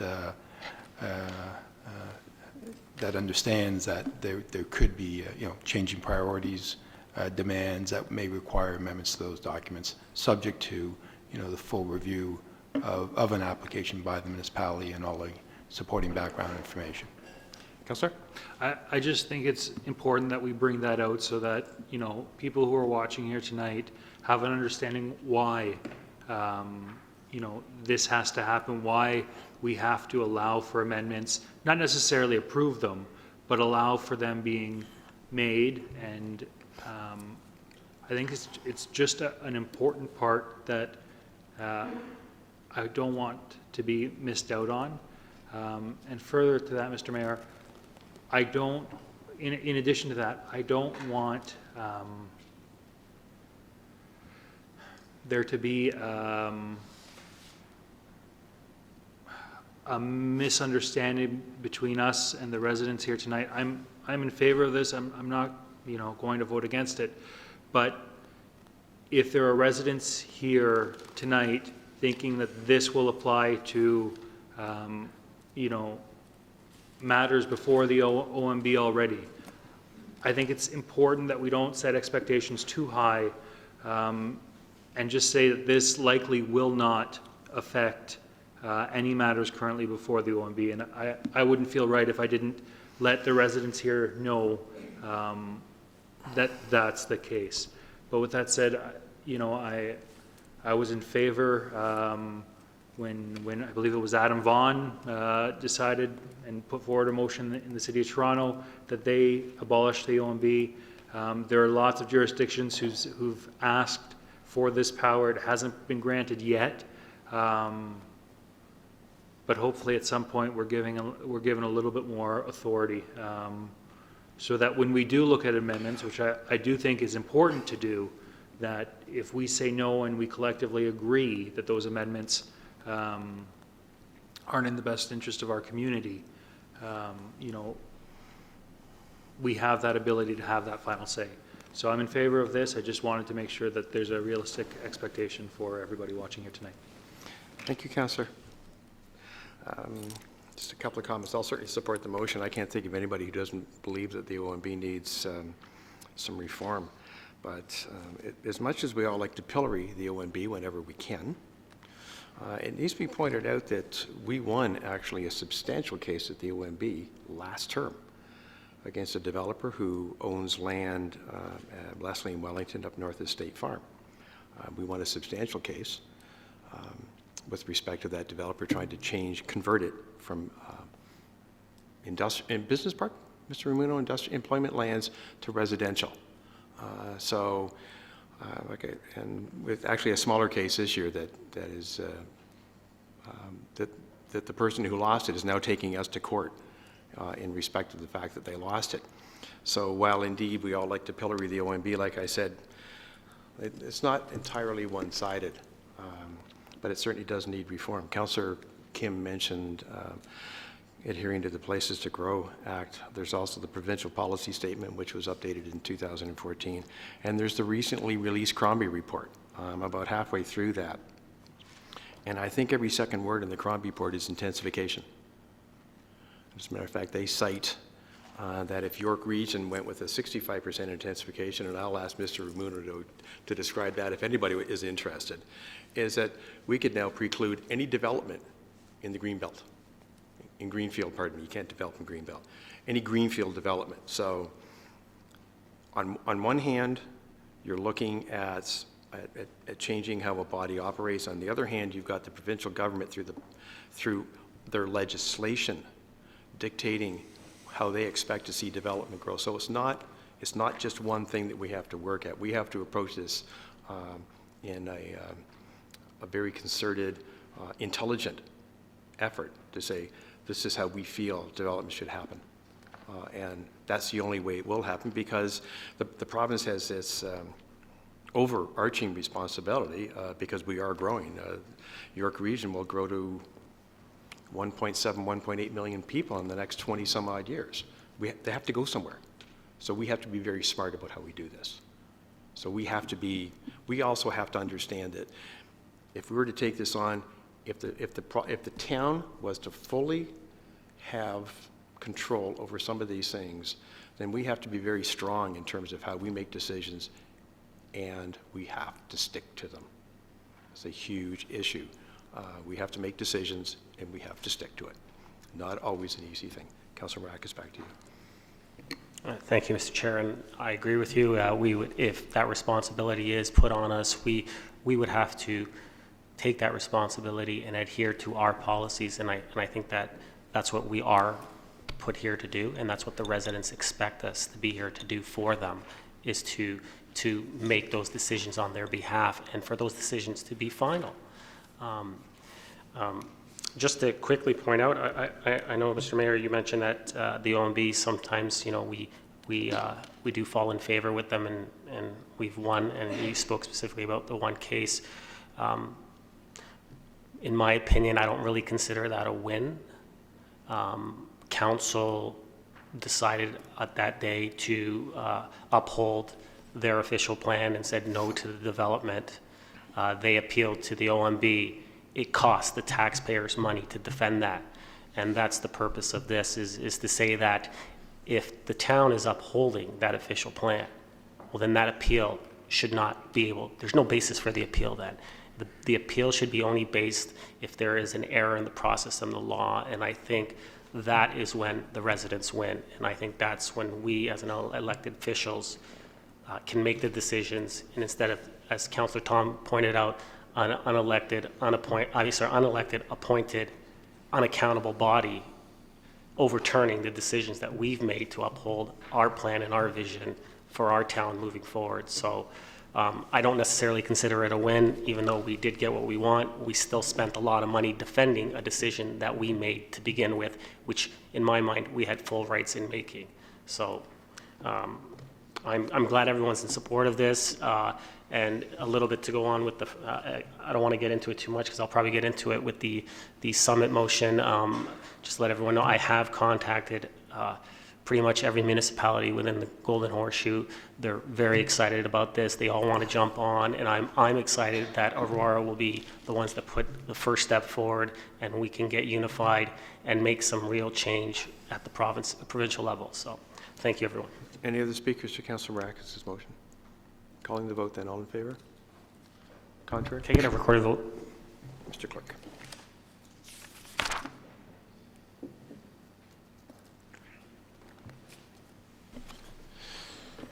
Voting on the main motion, Councillor Kim. Yes. Councillor Tom. Yes. Councillor Humphreys. Yes.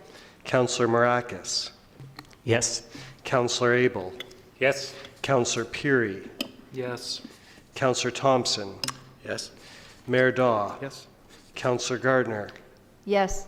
That carries on a unanimous recorded vote. Thank you, Mr. Clerk. Councillor Tom, your motion. Thank you, Mayor Daw. I will move it as is. Is there a second, please? Everybody wants to second it. Councillor Abel. It's a good problem to have. It is. Thank you, Mayor Daw. So I won't spend too much time on this. It's pretty self-explanatory. I am looking for a report, council to direct staff to bring a report forward, basically to come up with a strategy. Again, the details are in the motion, for facility sponsorship and advertising. This kind of came about with a chance meeting with the Mayor of Ottawa when we were at the FCM in about a year ago. And so I think that moving forward on this is a real opportunity to have the town take a look at the assets for advertising that we currently have quantified, and that we currently have a rate card for, to look at any potential facility sponsorship and advertising opportunities that the town might have that we haven't looked at yet, or at least that haven't borne fruit at this moment. And then look at best practices from other municipalities in Ontario. I listed a few. There's certainly others. I think that, there's certainly municipalities that do a better job than we do. There's certainly municipalities that do a worse job. I think we do a pretty good job, but I think we can do a better job. And then come back with recommendations for an enhanced facility sponsorship and advertising strategy for the town, having a strategy in place that can be implemented and that's transparent to the public as well. And so that's the gist of the motion, and I'd be looking for council support. Any other speakers to Councillor Tom's motion, please? It looks like everybody's in favor. I'll just have a quick question, and no doubt this will probably come through Mr. Downey's group, I suspect. So Councillor Tom, with your agreement, I would just like to see something in a future report for any impact it might have on the sporting community. So as an example, the Tigers, I believe, the Tigers have the permission to rent the boards in the ACC1.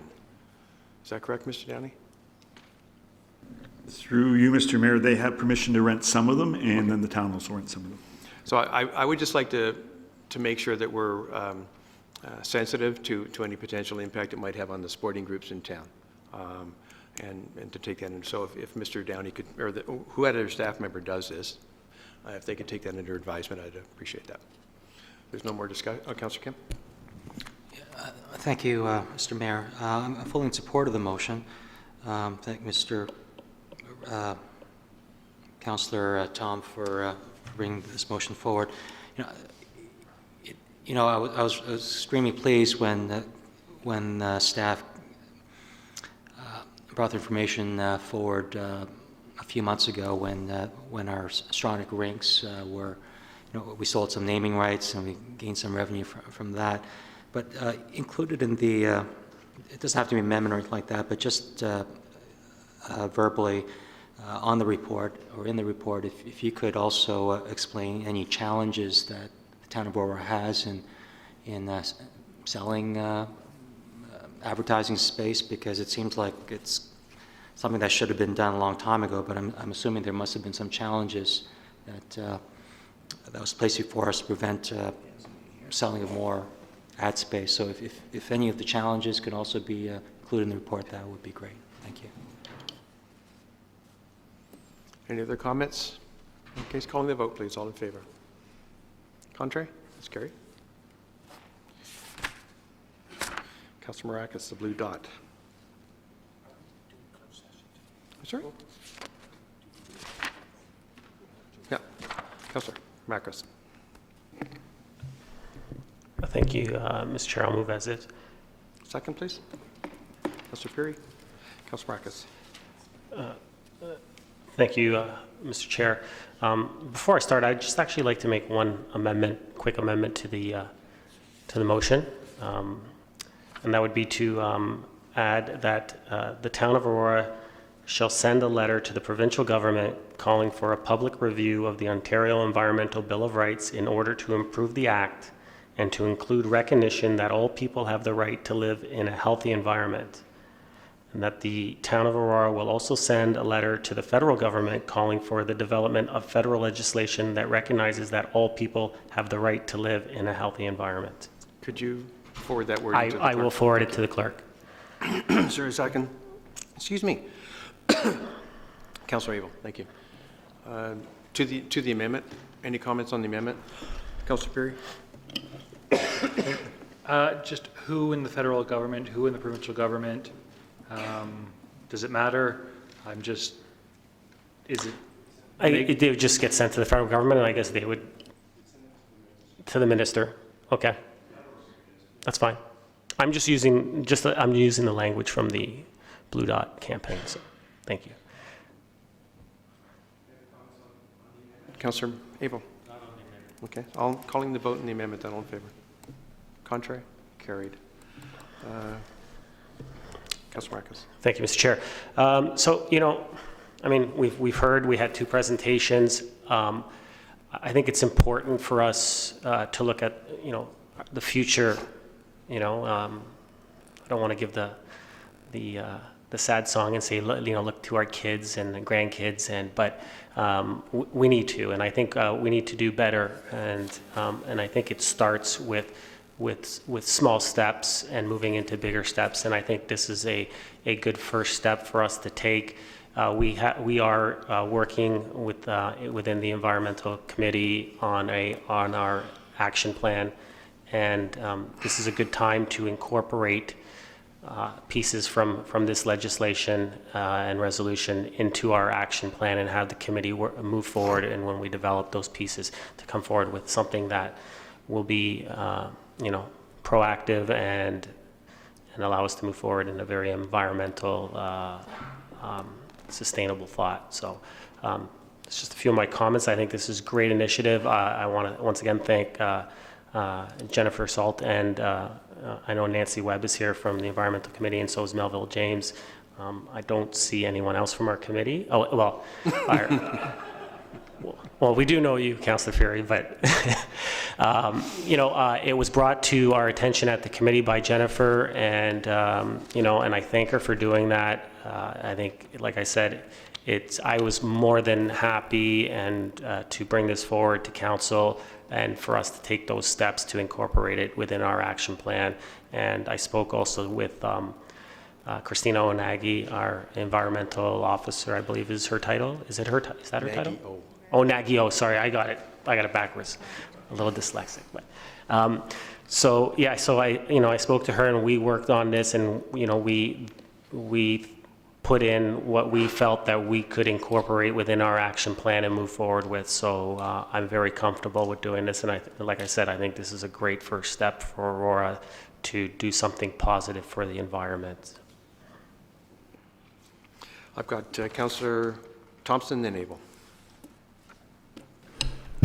I think it's a good initiative. I actually was able to listen to a little bit of a presentation at AMO in the summertime where they were talking about some of the municipalities that had participated in it.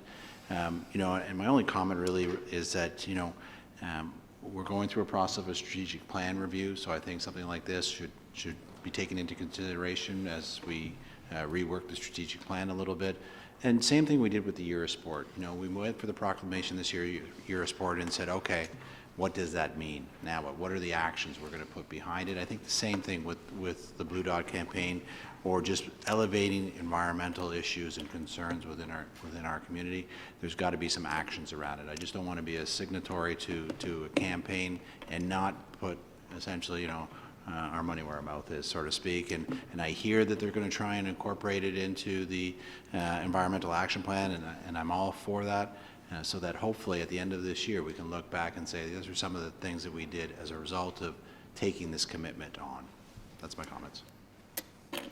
Councillor Abel, Councillor Tom. Thank you, and these are great initiatives. It makes us all feel good.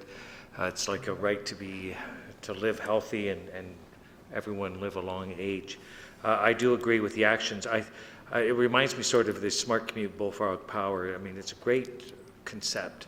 When I think of the boiling water, I immediately think of the Aboriginal or First Indigenous nations that are under boil water, have been for decades, and are denied the right that we take for granted down here.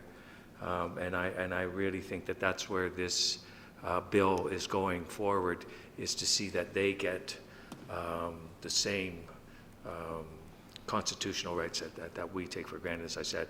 We do have here, and through Christina Naggio, she took me down to a Clean Air Alliance. It's a great initiative, and that speaks to actions. They do metrics, they weigh how much they've improved, they come back with years, they have buy-in. We also have our conservation. We had Mr. Walters here this evening for clean air. We talk about the Oak Ridges Moraine for clean water. Those protections all exist here. And so we talk about action plans, and I'm very pleased to know that we are doing those things right here. This speaks, David Suzuki, of more of a fundamental start, and as I said, pertains to the do not have that, and those are our First Nations. Thank you, Councillor Abel. Councillor Tom, Councillor Gardner. Thank you, Mayor Daw, and I appreciate this motion. As Councillor Abel just mentioned, I think that it's impossible to, and I'm certainly not, but it's impossible to be against this motion, obviously, in the Blue Dot campaign, because it is very feel good, and we want our children and grandchildren and subsequent generations to inherit a better world, cleaner environment, and the like. But this motion actually asks for something very specific, which is that the town not only support the Blue Dot campaign, but also that it enacts essentially a Bill of Rights. We don't have a Bill of Rights on other matters, so I'm not aware if we have a Bill of Rights on anything. So my first question would be, through you, Mr. Mayor, to the solicitor, what legal effect do these declarations have? If someone was to say, sue the town because they felt that their right to breathe clean air was being infringed upon, does this have, is that something that can come up in a legal case? Is there any liability for the town with regard to that? It's an interesting question, sir. Sorry, just in regards to what's in this motion? So right now with the Charter of Rights and Freedoms, federal constitution, we have rights enshrined in the Constitution. They're only subject to reasonable limits. However, we do have rights to equality, to democratic rights, fundamental rights of movement, things like that. They have legal, standing and precedent, and you're legally obliged to have them. The town doesn't really have that authority. So my question is, if we pass a Bill of Rights and someone sues the town because they believe their right to breathe clean air or their right to drink clean water has been infringed upon, or consume safe food, whatever one you pick, is there a liability that the town might endanger themselves by passing such a kind of specific Bill of Rights regarding this matter? I do not believe so. I guess basically be okay. Yep. So it's largely ceremonial then, because and the reason I brought it up is because obviously there's been a lot of I get the intent of the campaign is to have the federal constitution amended, because that is where our rights are enshrined. It's nice to have a Bill of Rights at the province. It's nice to have a Bill of Rights at the town, but there really isn't no legal oomph to them. They're just ceremonial and decorative. But they are policy statements, and I think that that's important as well. I will note that I looked at Oakville. Oakville passed a resolution on the 20th of July of 2015 to this exact same thing. Their motion looked a little bit different, though. Therefore, be it resolved was that they would... Thank you. Through you, Mr. Mayor, I would suggest in respect to the closed session meeting that just adjourned, item number 1, a proposed or pending acquisition or disposition of land by the town or local board, the closed session memorandum for the manager of long range and strategic planning, agreement of purchase and sale, Eric T. Smith Way update, that the following